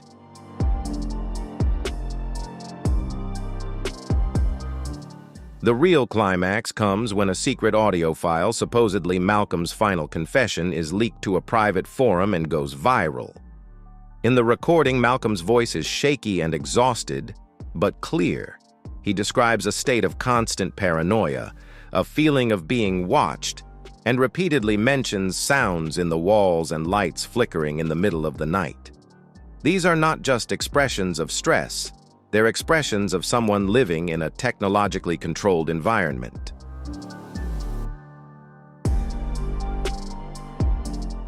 The recording ends with a haunting line. "If I don't wake up one day, tell the world I knew this would happen." It's not a confession, it's a prophecy. A prophecy laced with despair, pain, and warning. While authorities have yet to verify the authenticity of the file, millions have come to believe what they've always suspected: Malcolm did not die of natural causes. He may have been silenced, literally.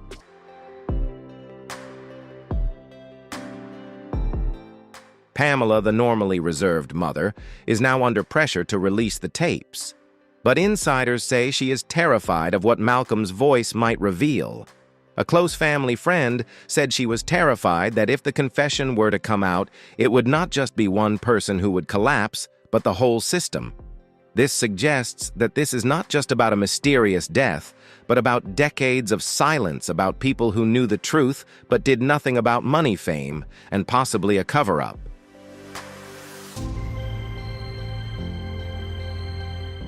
The internet is abuzz with discussion surrounding the death of Malcolm-Jamal Warner. Social media users have created trends and movements calling for justice for him, garnering millions of views and comments. Conspiracy theories and theories have been widely circulated, including that Malcolm had contact with a healing cult before his death and was preparing to write a book exposing hidden secrets. This has led many to believe that his death was not simple and may have been intentionally silenced.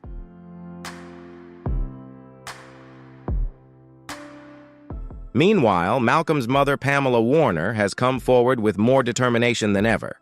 She is assembling a formidable legal team to file a wrongful death lawsuit. The lawsuit is expected to target several former Friends doctors, and especially a television executive who was involved in a canceled project of Malcolm's that was said to be about medical corruption in the entertainment industry, making the case all the more serious and complicated.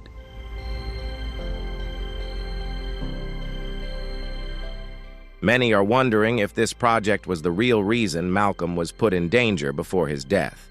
The mysterious silence from friends, colleagues, and doctors has only added to the suspicion of a hidden conspiracy. The autopsy reports contain many inexplicable contradictions, raising deep doubts among the fan community and the media. All signs point to some hidden force trying to hide the truth.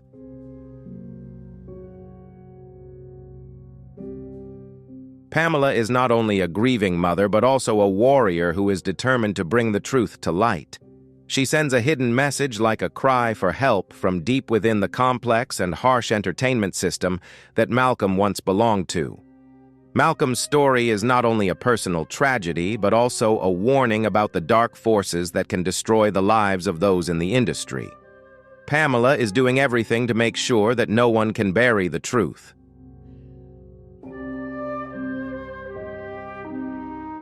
All eyes are now on the next developments in the lawsuit and the expanding investigation. Will justice be served for Malcolm-Jamal Warner? The case is revealing more complex and seemingly deeper details than the public ever thought. This is not only a sad story, but also a cautionary tale for Hollywood and all those who care about transparency and fairness. Pamela Warner is fighting hard to protect her son's legacy and honor against all odds and challenges.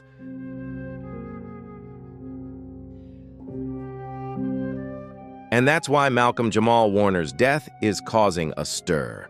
Pamela's tears only add to the mystery. What do you think really happened? Leave a comment below. Don't forget to like, share, and subscribe so you don't miss out on the next revelations. See you in the next video.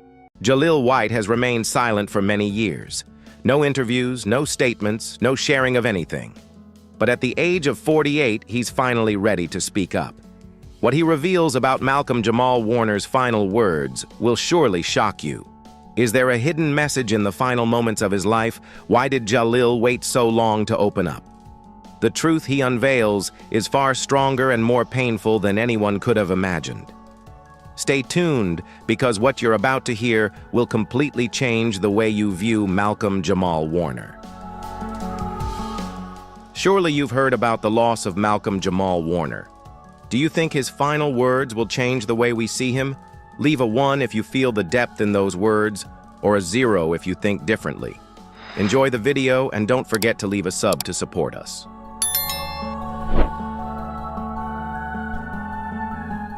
Malcolm-Jamal Warner was not just Theo Huxtable from The Cosby Show. He was a cultural icon, a symbol of hope for an entire generation, and a quiet force in the entertainment world. His sudden and tragic death at the age of 54 left fans devastated, colleagues stunned, and Hollywood faced with a big question: what really happened in his final moments?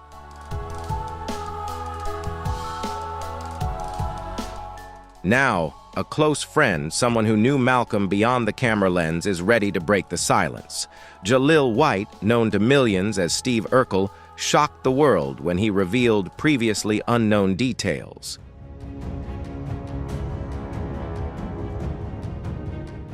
But it's not just the sadness. It's the guilt the secrets never before revealed, and Malcolm-Jamal Warner's final words that are now coming to light.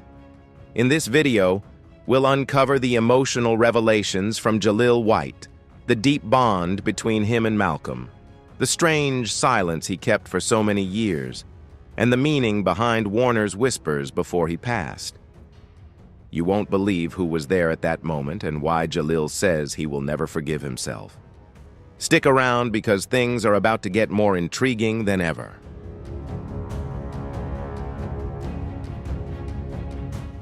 Their secret brotherhood, the true bond between Jalil and Malcolm. Despite never having starred in a sitcom together, Jalil White and Malcolm-Jamal Warner built a unique friendship not from scripts, but from shared survival experiences.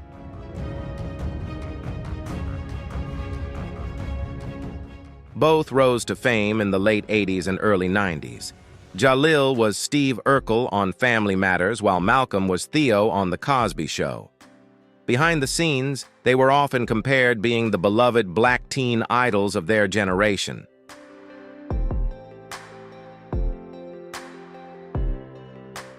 But what the public didn't know is that these two young men built a quiet friendship, a bond forged from understanding the pressures of representing millions of black viewers. Jalil shared that they often stayed up late talking, especially during moments when fame became more of a burden than a blessing.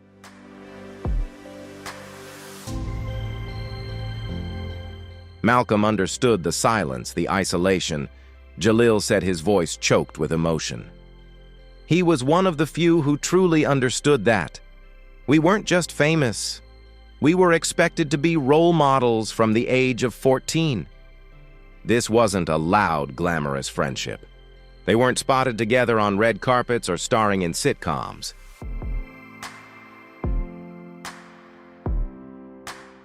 Instead, their relationship was built through private calls support during career downturns and quiet words of encouragement in times of sorrow. Jalil recalls that Malcolm always checked in even during the toughest times, like when he struggled to find serious roles after family issues. He said, "We never intended to be Urkel and Theo forever, but we had to keep standing strong."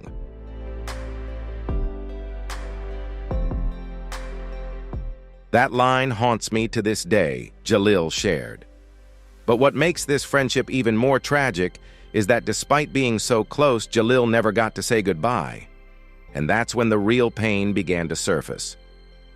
But wait until you hear what Malcolm said about Jalil just weeks before he passed. Those words will haunt you. In his final days, the inner struggles of Malcolm slowly began to be revealed.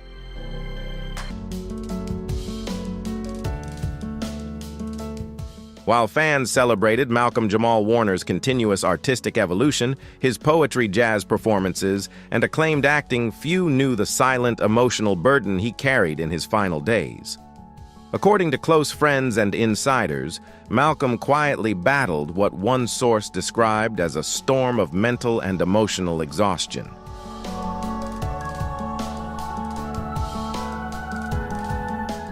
Although there were no official reports about Malcolm's mental or physical health prior to his sudden passing, Jalil White hinted that Malcolm had recently opened up about the creative isolation and invisible pressures he felt. It wasn't about fame anymore, Jalil shared. It was about legacy. But whose story would be told? Jalil recalled his eyes welling up as he spoke about one of their last phone conversations.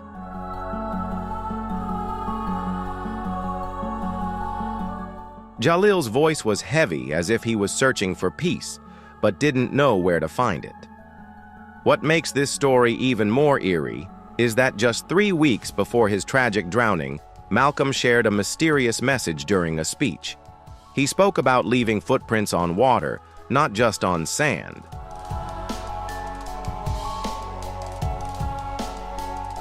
The words, now understood by some as a subtle farewell, carry a haunting weight. Those closest to him also noticed how he became more reclusive, less visible, and spent lavishly. He always said that water brought peace to his soul, but it's heartbreaking to think it also took him away from us. However, no one could have predicted what would happen next. The drowning wasn't just a shock, it was something far more profound.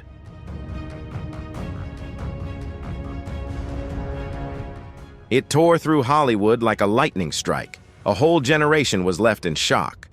But at this point, things become even more heartbreaking. Just hours before his death, Malcolm left a voicemail for someone completely unexpected.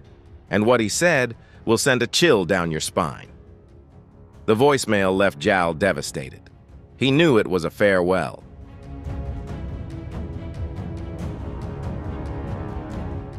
As news of Malcolm-Jamal Warner's death spread, Jaleel White went completely silent on social media. Fans immediately noticed his absence. While others were posting tributes, he vanished. No words, no tweets, no interviews. And now we know why. According to a close source, the actor was deeply heartbroken not only because he lost a soulmate, but also because of the final message Malcolm sent him just hours before the tragedy occurred.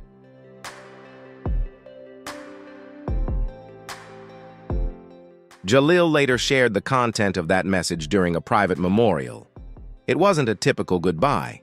It was poetic, haunting, and almost prophetic in its unsettling way. In the note, Malcolm wrote, "Jay, this world moves fast and loud, but in the silence, that's where we find truth. If I don't make it to tomorrow, know that the ocean has given me peace. Don't cry for me, my friend. Carry me in your work."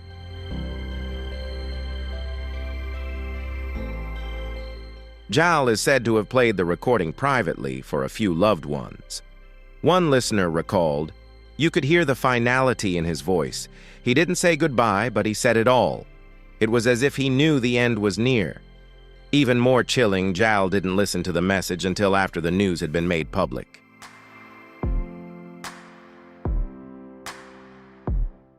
He admitted in a later interview, "At first, I didn't even see it. It sat quietly in my notifications. When I played it, I dropped the phone." Since then, fans have flooded social media requesting the release of that note, but Jaleel said he intended to keep it private until now. However, this voicemail has sparked much speculation.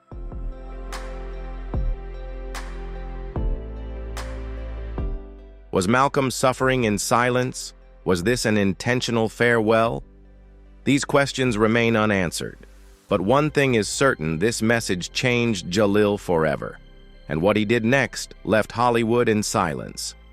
Jaleel White's emotional tribute wasn't just about Malcolm. When Jaleel finally broke his silence, he didn't post a typical tribute.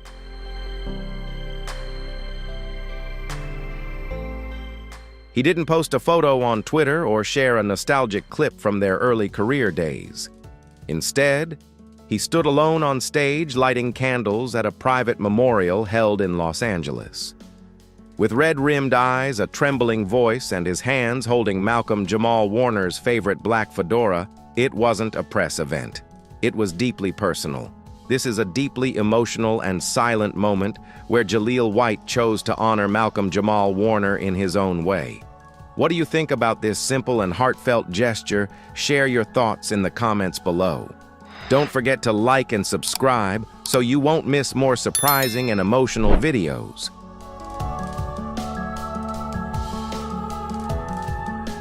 No cameras allowed, no live streams, just pain and truth. In that painful, fragile moment, Jaleel shared something that froze the room. His tribute began with a whisper.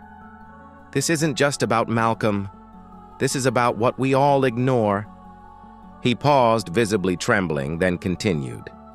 "We were young black men in Hollywood, boxed into roles, pressured to be perfect.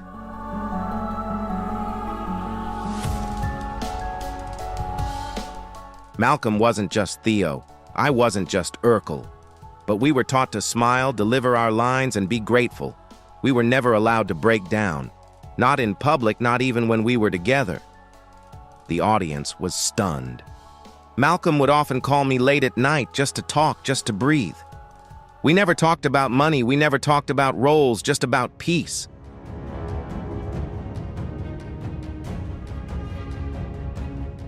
He was searching for it. And now I understand he knew he might never find it here. Those present recall how Jaleel's voice broke as he looked at the empty chair beside him, the chair reserved for Malcolm. He once told me, "Jay, if one day I disappear, promise me you'll tell everyone that I'm not angry, just tired."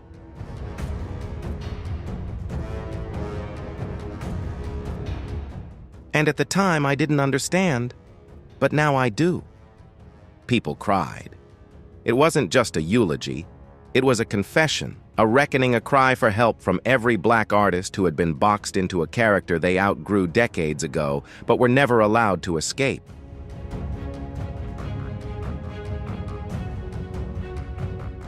Jal didn't just speak for Malcolm, but for himself, for every childhood star who carried the weight of a world they never asked to bear. He ended the memorial by placing the fedora on the empty chair, bowing his head and whispering, "You were more than Theo, Malcolm. You were my brother, and I won't let them forget who you really were."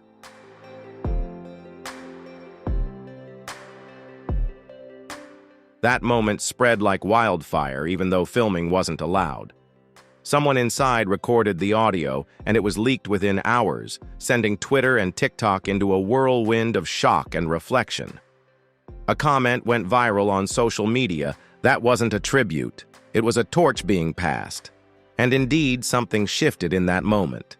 The entertainment world could no longer turn a blind eye.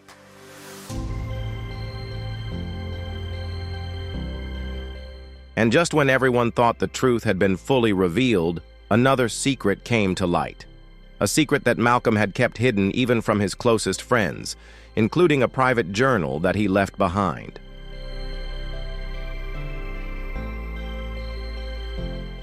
Secrets no one knew until now. After the heartbreaking news of Malcolm-Jamal Warner's untimely death, his family quietly began sorting through his belongings. Among the music-old scripts and photos stored in a worn leather bag, there was something they never expected to find: a thick, tattered journal handwritten raw and unedited.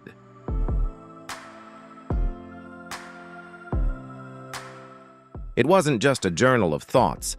It was a window into the soul of a man the public never truly knew. In one of the first entries written in 2017, Malcolm wrote, "I feel like I'm screaming underwater, smiling at everyone on the surface while I'm slowly running out of air." Those words send a chill down the reader's spine.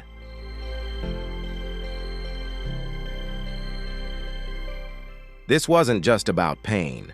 It was about isolation, a suffocating silence that he had drowned in for years. He spoke about fame, not with excitement, but with exhaustion. "This industry fed me, but never truly loved me. I'm not Theo anymore. I haven't been Theo for decades, but to the world I'll never be anyone else." The journal revealed that Malcolm had deeply struggled with identity and invisibility, especially as he transitioned into adulthood.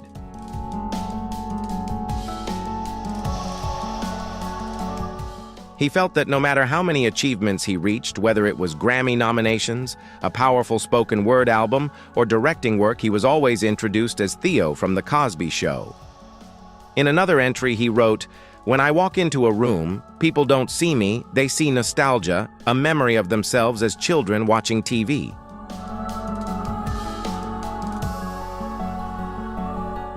Not the person I am now, not the person I've struggled to become.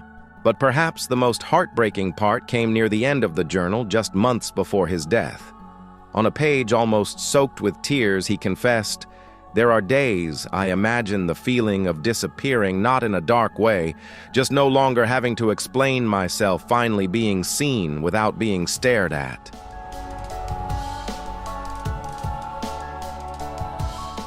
He also spoke about deep issues of trust, writing that he only had 3 real friends in the world, and the rest smiled at his light while secretly hoping his battery would run out.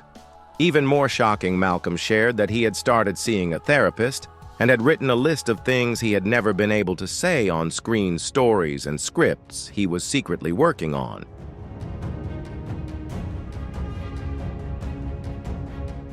He wanted to create a series exploring mental health in Black men inspired by his own life. "I want to show people that the healing process is complicated, that strength does not equate to silence, that love isn't always met with applause."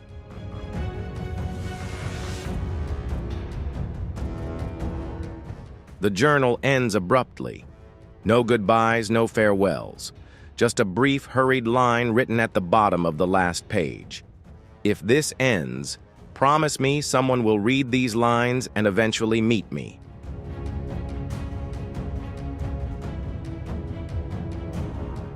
That promise is now being fulfilled by his family and close friends. Plans are underway to publish excerpts from the journal, and discussions have begun about adapting some parts of it into a documentary or a limited series so the world can see the full story of Malcolm, not just the part where he played Theo.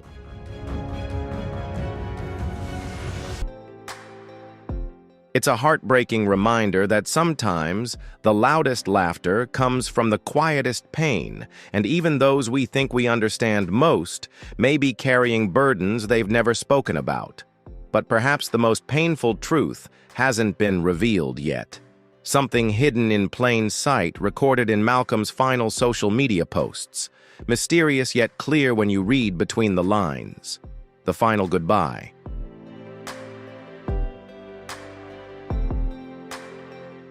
Honoring Malcolm-Jamal Warner's legacy goes beyond the headlines.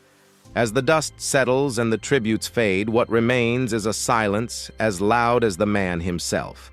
The world didn't just lose a TV icon or a beloved childhood character. We lost a complex, intelligent soul who fought to reconcile past fame with present pain.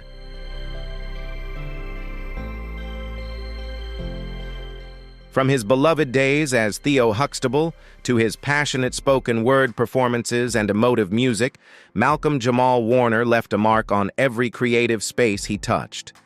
But behind the glamorous exterior and the smile on the red carpet, he carried a depth of emotion and vulnerability that very few truly understood. His passing not only sparked sorrow, but also prompted reflection on how society treats child stars, how fame often becomes a prison, and how silence can be the loudest cry for help.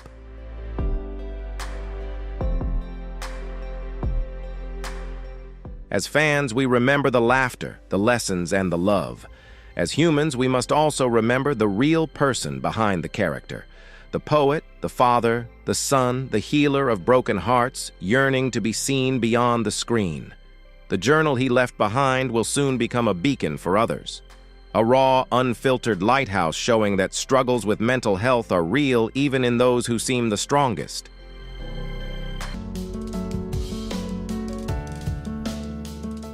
And the legacy he never completed lives on within us. The fans, the friends, those who finally listened. In his own words, "If I'm to be remembered, don't think about the shows I was a part of. Think about the truths I finally dared to speak." Rest in peace, Malcolm-Jamal Warner. You accomplished so much more than Theo ever could.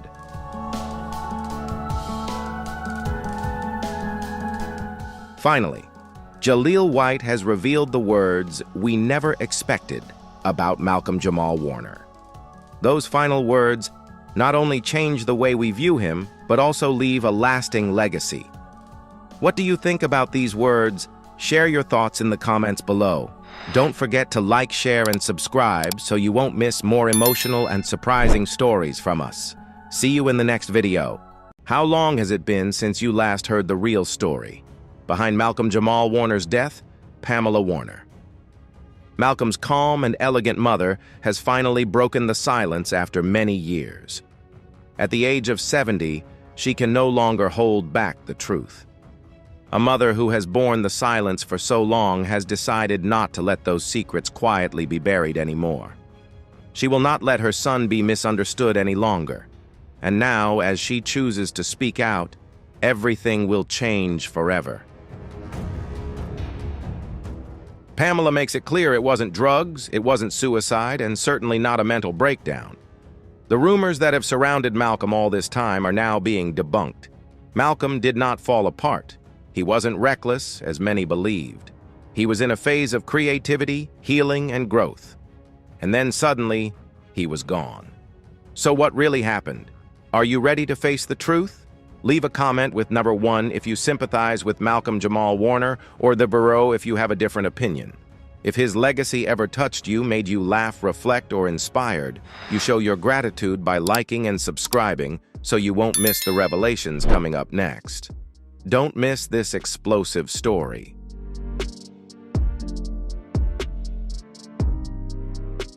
The autopsy report, the very paper Pamela clutched in her trembling hand as if a gentle breeze could snatch it away, was what confirmed a bitter truth no mother ever wants to hear, not even once in her lifetime. It wasn't the fabricated rumors people whispered after his passing. Her son didn't die from the pressures of fame, not from scandal or the loneliness beneath the spotlight, not because he was weak. No darkness had silently consumed him. There were no traces of stimulants, no signs of despair. The truth was harsher and far more silent.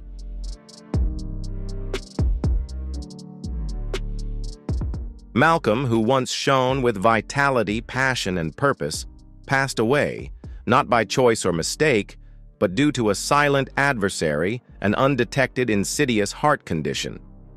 On a quiet morning by the lake where not even a loud sound foretold the tragedy, his last breath gently faded.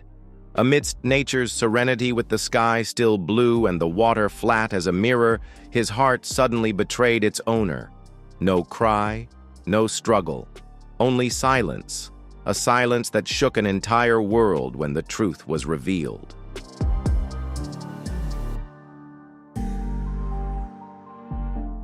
Pamela choked back tears as she recalled his final message, a poignant echo of peace and longing.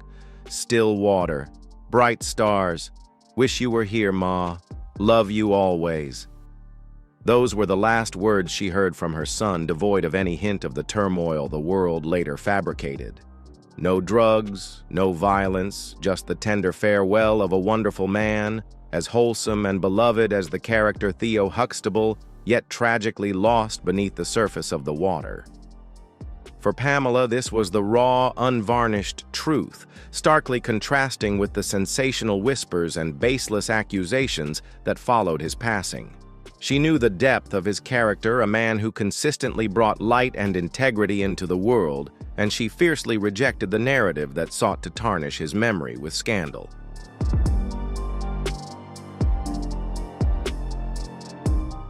Now, with an unshakable resolve to preserve his true essence, Pamela is establishing a fund in Malcolm's honor.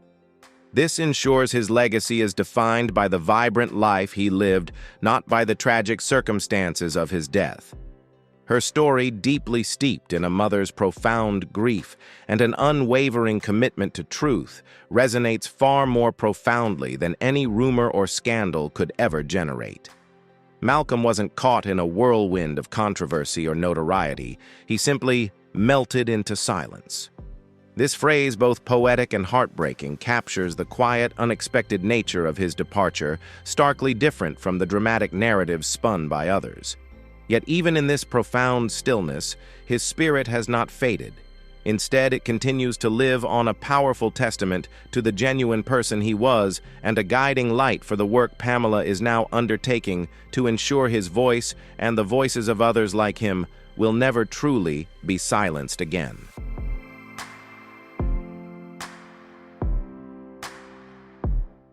The issue extends beyond just his death. It's about what was ignored, the pain that was denied, the heartbreak that struck without warning, and a mother rising to defend a son who can no longer speak for himself. People thought they understood this story, but they had never heard the truth directly from Pamela's lips until now. Many believed Pamela's silence signified acceptance, that her strength was a sign of surrender. But they were wrong. She suppressed a deep internal agony, a sorrow that had shattered her from within. And now at 70, with trembling hands and swollen eyes, she is ready to speak. What she reveals will completely break you.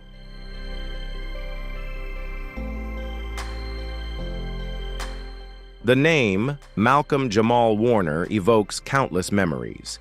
For millions, he was Theo Huxtable, the intelligent, humorous, beloved son of America's most famous television family. For Pamela, he was simply her son, her baby, her entire world, and now he's gone. What initially seemed like a tragic accident ultimately unfolded into a preventable loss.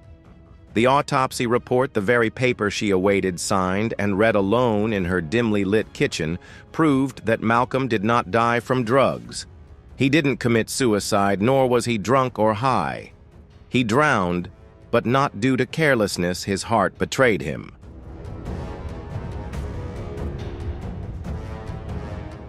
An underlying heart condition, a lethal arrhythmia, had silently resided within him for years, unbeknownst to anyone. Then, on a serene July morning at Big Bear Lake, as the sun was just beginning to peek over the calm waters, Malcolm went for a swim and never returned. Pamela vividly recalls the premonition-filled call. She knew something was terribly wrong the moment the phone rang. A mother always knows. He'd promised to call after breakfast, but that breakfast never came. Those at the retreat remembered Malcolm as being joyful, calm, and focused. He shared that he was nearing completion on a screenplay he'd been working on for over a year. Carrying his notebook and jazz records, he brought peace, but he carried no life vest, no second chance.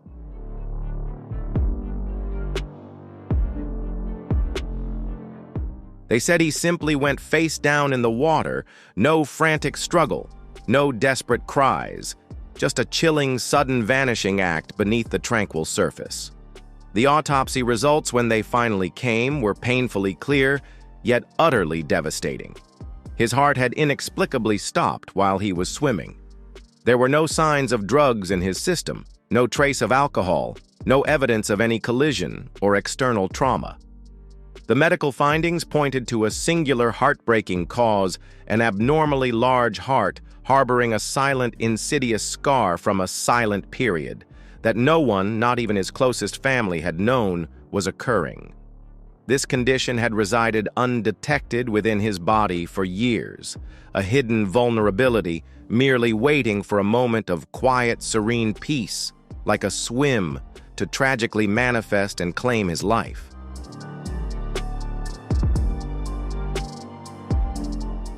A mother now sits in the very home where she once nurtured her son, surrounded by the tangible echoes of his life. His paintings, his poetry, his jazz records, and the faint lingering scent of his favorite incense. In this space, hallowed by memory, she quietly questions whether she could have or should have saved him. "I should have pushed harder," she whispers to herself, the words heavy with unyielding regret. "I should have taken him to the hospital." Yet even amidst her sorrow, a fierce pride surges. But he was so strong, so full of life. She utters his name, Malcolm, a sacred sound that is at once a prayer, an open wound that still bleeds, and a poignant lament for a past that should never have receded into memory.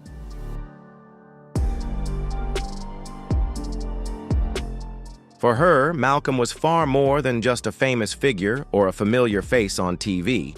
He was a true innovator, an artist, whose soul skillfully wove deep meaning into every piece he created, transforming them into inspiring messages. He was also a poet, his words echoing truth and moving hearts, a fierce protector always championing what was right and just. As a son and a father, he was deeply loved, dedicating his full affection to his family. And from the very depths of his heart, Malcolm was a quiet revolutionary who devoted his life to noble values.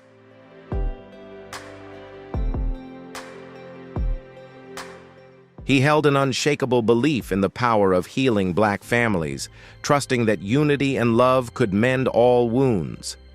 He believed in meticulously rewriting the painful histories that spanned generations, turning sorrowful pasts into valuable lessons for the future.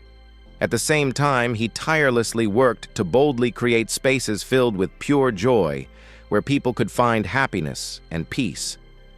She knew well that his true essence transcended the fleeting glamour of fame. Instead, Malcolm left behind a profound legacy rooted in his authenticity, relentless dedication, and immense love for his community, a legacy that will forever be cherished and emulated by future generations.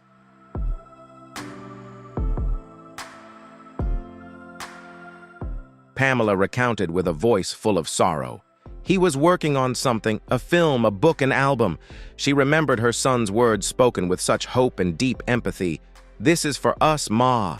for people like us who never got to cry out loud. It was a project he cherished, a way for him to connect with and heal kindred spirits. But now he'll never finish it. That sentence felt like a knife twisting in her heart. So many aspirations, so many promises left forever unfulfilled.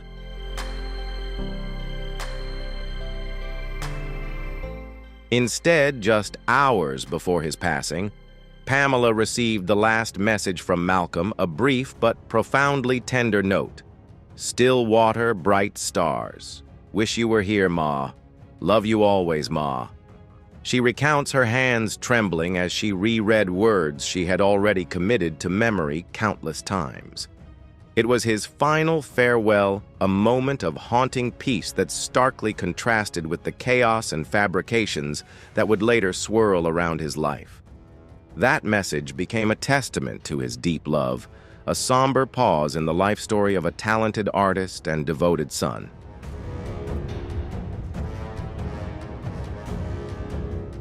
"Those were my son's last words to me, and I will keep them until my last breath," Pamela declared. In the wake of his death, as fans lit candles and posted old Theo clips on Instagram, the internet did what it always does: it speculated. They said he was depressed. They said he relapsed. They said he couldn't handle the pressure.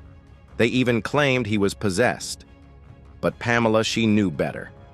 And now she stood ready to voice the one truth the rumors could never utter. "My son didn't die from sadness. He didn't die from scandal. He died because his heart stopped. And no one saw it coming, not even him." This, she explained, was what truly devastated her, for he had so many plans. He was directing again.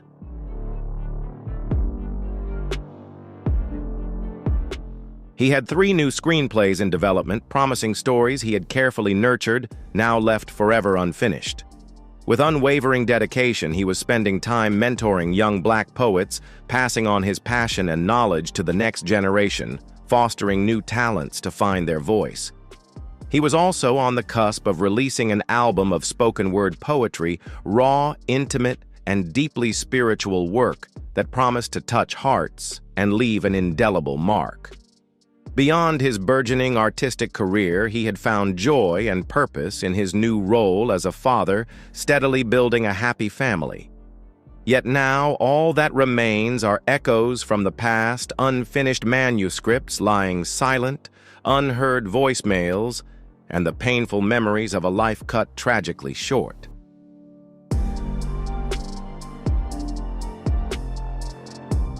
Pamela shared with poignant resolve. He gave too much to this world, and the world still wanted more. She felt the profound injustice of how, even after her son's passing, people tried to strip away his truth, distorting what he stood for. But not anymore. This is his truth, and I'm here to protect it, she declared, her eyes burning with determination. Tears streamed down her face, an unceasing flow symbolizing the unending grief of a mother who lost her child and felt abandoned by society. She highlighted a painful and pressing reality in the community. We lose too many sons to silence, to ignoring symptoms, to pretending we're fine.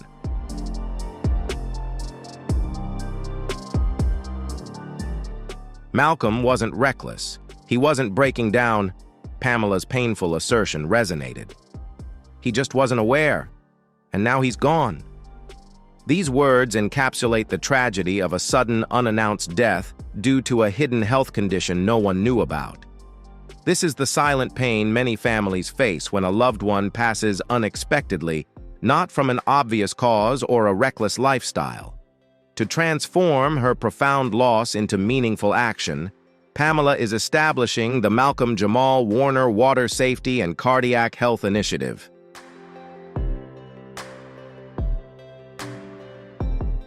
This isn't just a way to honor her son, it's a deeply humane mission. The organization will focus on educating Black men and their families about the potential dangers of heart disease, the risks associated with unsafe swimming, and most importantly, the crucial need to listen to their bodies. Pamela hopes that through this initiative, Malcolm's story will serve as a powerful wake-up call, helping to save countless others from similar tragedies by encouraging proactive cardiac health care and awareness of warning signs.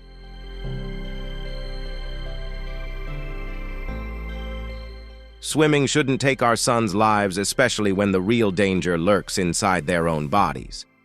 She said, her voice filled with sorrow, yet unwavering resolve. Especially when something as simple as a routine health checkup could save a life. She leaned back in her chair, her posture weary, but her eyes still burning with fierce determination. Her voice, now almost a whisper, carried immense emphasis, with every word piercing straight to the heart. It was an urgent plea, a demand for awareness of the invisible, insidious threats that lie beneath the surface of seemingly healthy lives, underscoring the tragic oversight that often accompanies sudden heartbreaking loss.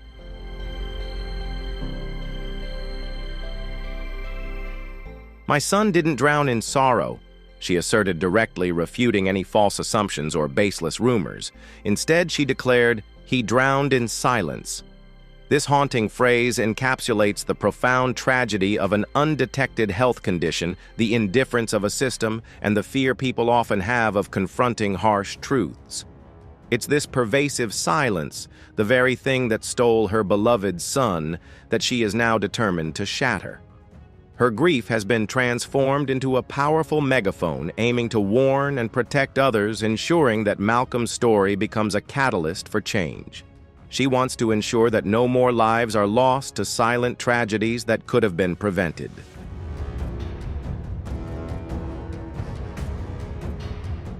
The world needs to know that Malcolm-Jamal Warner wasn't led by darkness. She declared, strongly refuting all mistaken assumptions about her son. He was led by something far more terrifying, something invisible, quiet, and tragically ordinary. This was a profound statement pointing to the silent yet deadly nature of the true danger. Pamela's voice might have been soft, tinged with pain, but the truth she delivered resonated like thunder, shaking everyone who listened. Just as the whispers began to fade and people thought they could move on and forget, everything erupted. The truth couldn't be buried forever. A hidden folder suddenly appeared, revealing previously unknown information. A deleted voicemail was recovered, and even more chillingly, a voicemail recording that no one was ever supposed to hear suddenly surfaced.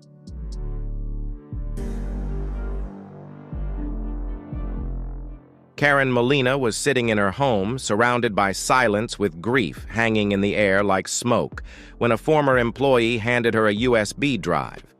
There was no name, no message, just 2 words: "Listen closely." She hesitated, but curiosity and her mother's instinct prevailed.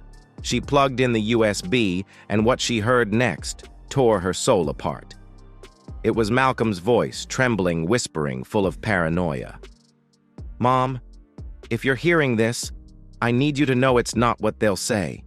This isn't an accident. They're watching me. Every time I speak up, they punish me. I shouldn't even be recording this, but if they silence me, I need you to fight." Her hands trembled as she listened to his words.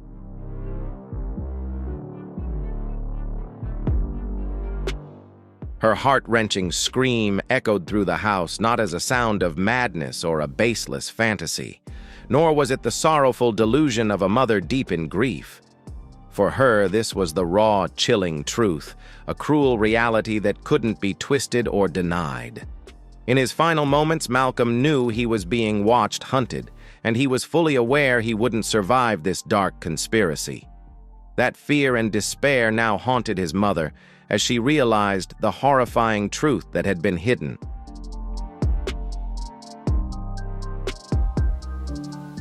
The clearest evidence, a fateful warning from Malcolm, was the voicemail he left. It was time-stamped just 2 days before his officially reported accident. This chronological overlap wasn't just eerily perfect. It also raised profound suspicions about a meticulously planned plot. It wasn't a coincidence, but a final message, a desperate plea Malcolm intended to send, revealing the truth behind his death and exposing the true faces of those who took his life. This became the pivotal evidence forcing everyone to confront a painful reality.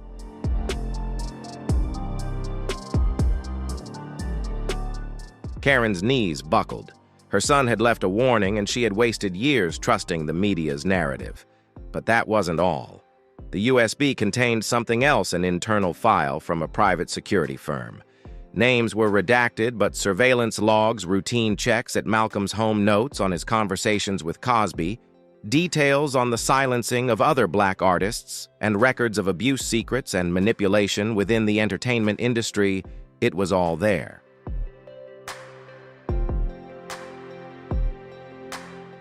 At the very bottom of the recovered document, a chilling discovery emerged, a solitary name, Project MJW.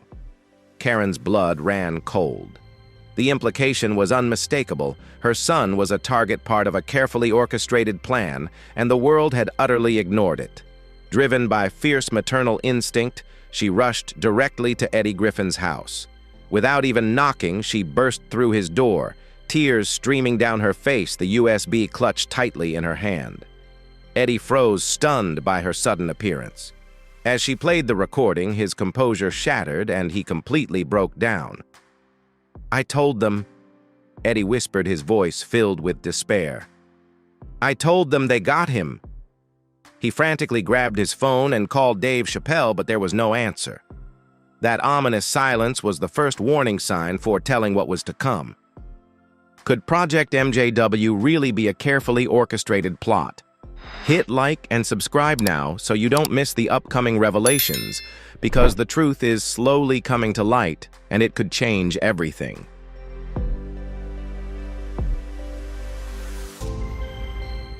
The second, even more terrifying confirmation came later. That very night, Karen's house was broken into. Strangely, no electronics were stolen, no cash was taken, not even her jewelry box was touched.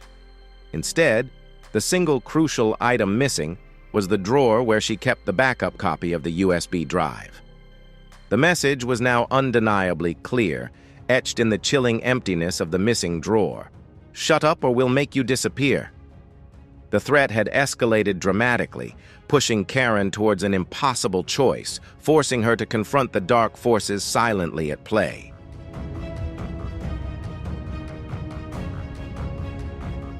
But Karen wouldn't be silenced.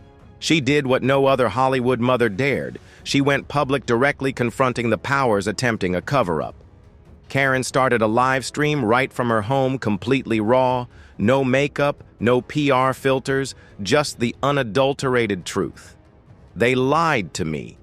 They lied to all of us," she declared, her voice filled with a mother's righteous fury. "My son didn't die in an accident. He was silenced, and I have the proof." In just 6 hours, that powerful live stream went viral, and the hashtag #NotYourJusticeStarts now began trending, a clear sign the world was listening.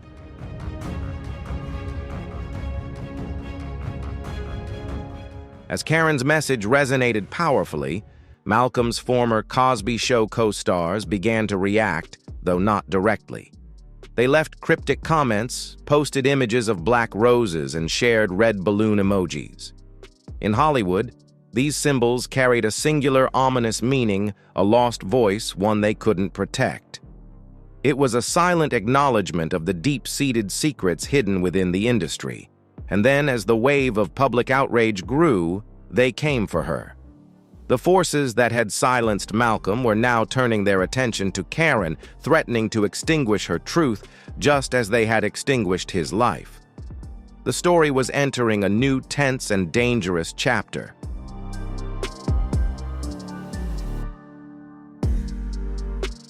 Karen Molina was immediately served with a gag order. The court claimed she was interfering with an ongoing federal review, a baseless accusation, since in reality, no such review was underway. Malcolm's case had been closed, and no one had dared to reopen it until now, thanks to the fierce and unyielding public outrage. A flurry of petitions, protests, and large billboards featuring Malcolm appeared everywhere with haunting messages. He didn't vanish. He was erased. This was an attempt by those behind the scenes to silence Karen and bury the truth, but it only further ignited the fire of public struggle.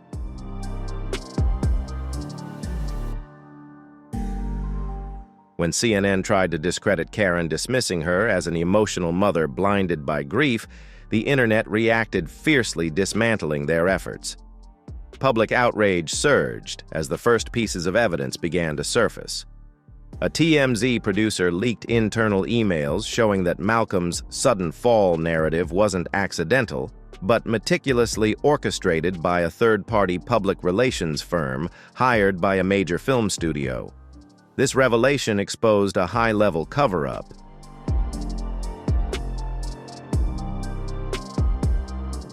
At the same time, a former assistant director confessed that Malcolm had been quietly blacklisted within the industry. This occurred after he attempted to promote a documentary about severe psychological abuse among child stars, a sensitive issue that many powerful figures wanted buried. This confession not only corroborated Karen's claims, but also pointed to a complex web of hidden truths where voices daring to speak out for justice were systematically and cruelly punished.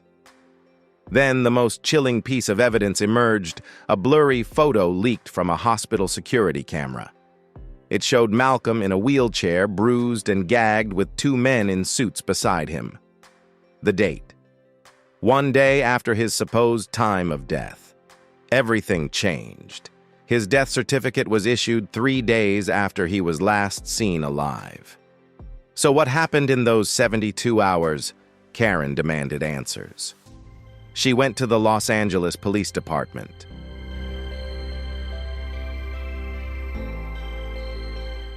But they ignored her. She went to the FBI, who told her there was no evidence of foul play, but the public no longer believed them. People began digging. A Reddit thread revealed a nurse at Cedars-Sinai had been fired for mentioning Malcolm's placement in a psychiatric ward in a secure VIP-only section of the hospital. This nurse never spoke out publicly, but an anonymous account linked to her posted one chilling statement. He kept repeating the same phrase: "They're trying to brainwash me. I didn't understand then. Now I do." Karen broke down, her voice choked with emotion, in interviews pleading for true justice. She recounted how Malcolm had warned her they would erase his memory, replacing his truth with a polished lie. He wasn't remembered as a whistleblower. Instead, he was portrayed as a troubled recluse. Even the Hollywood Walk of Fame initially refused him a star until fans rallied lighting candles along the boulevard in his honor.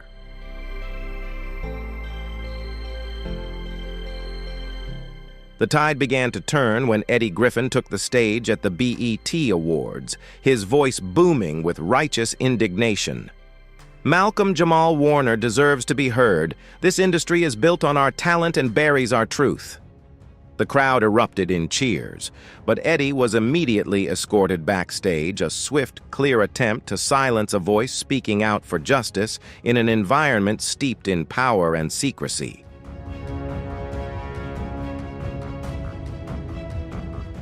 The very next morning, a chilling warning arrived.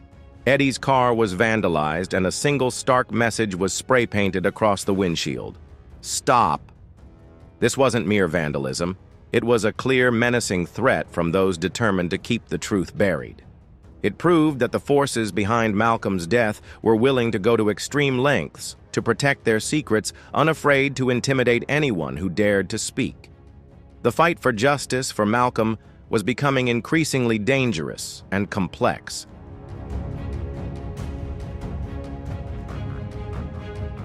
This battle was no longer just about Malcolm. It encompassed all the voices silenced before him, the child stars who vanished into mysterious spirals, the artists who disappeared from the spotlight without explanation. Karen wasn't just fighting for her son. She was now fighting for every forgotten truth. As the media tried to deflect attention with sensational stories and new scandals, the movement continued to grow. Everyone sensed a dark rot festering behind the scenes, and they wouldn't stop until the curtain was fully pulled back, exposing the truth to the world.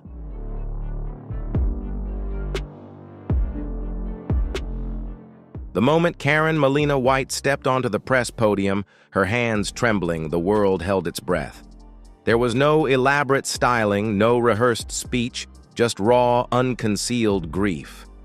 She looked out at the flashing lights, her voice cracking as she whispered, "He didn't die. He was stolen from me, and I won't rest until all those involved are exposed." A collective gasp swept through the crowd. People had suspected something sinister, but this was the full-fledged battle cry of a woman who'd been silent for too long. As her voice grew stronger, shedding years of enforced quiet, she dropped a bombshell. "No one was ready for their surveillance footage, and you won't believe what it shows."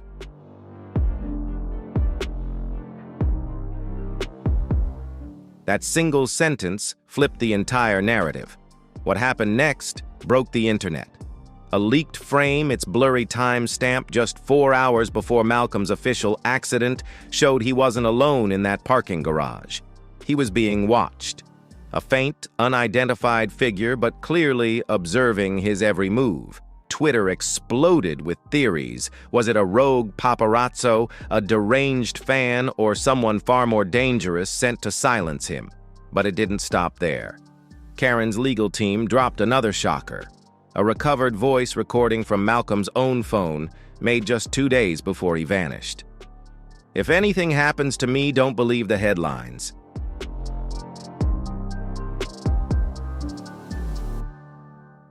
Don't believe them when they say I overdosed.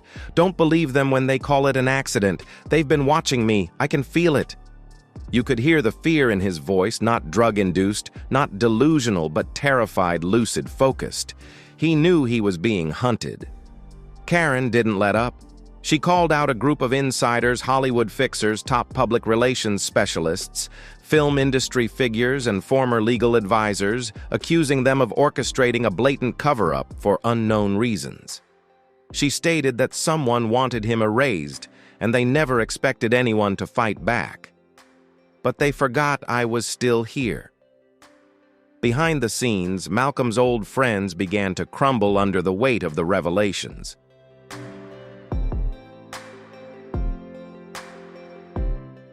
A former sitcom actor, through his lawyer, revealed that Malcolm had withdrawn from a massive streaming deal just days before his death. The reason?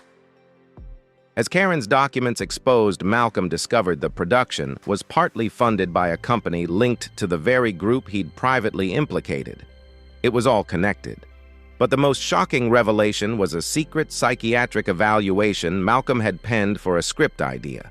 In it, he meticulously detailed a powerful Hollywood figure who used rehab centers to control black actors, medicating and silencing them under the guise of healing. The fictional character's initials chillingly matched a real-life producer he'd once collaborated with.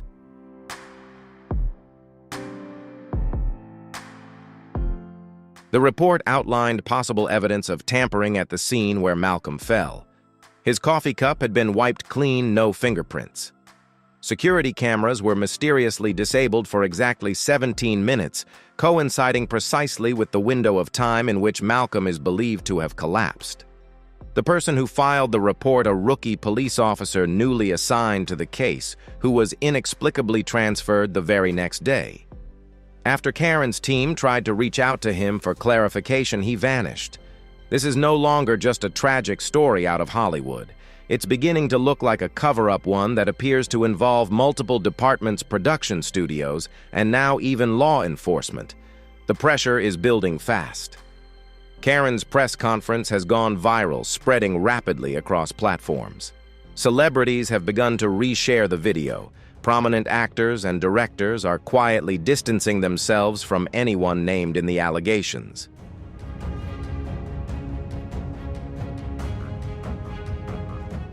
A former studio executive, speaking anonymously, leaked a series of internal emails that exposed a wave of panic sweeping through the highest levels of the industry. Messages filled with fear, including lines like, "If Karen releases the footage, we're finished," revealed just how deeply the secrets ran. But the public wasn't willing to sit back and wait. Thousands of voices rose in unison, demanding a full federal investigation into the mysterious death of Malcolm-Jamal Warner. Hashtags like Jitjad justice now. Karen was right and he did not overdose quickly began trending worldwide, reflecting a wave of outrage and an urgent call for accountability. And as for Karen, steadfast and resolute, she has made one thing clear: she will not stop.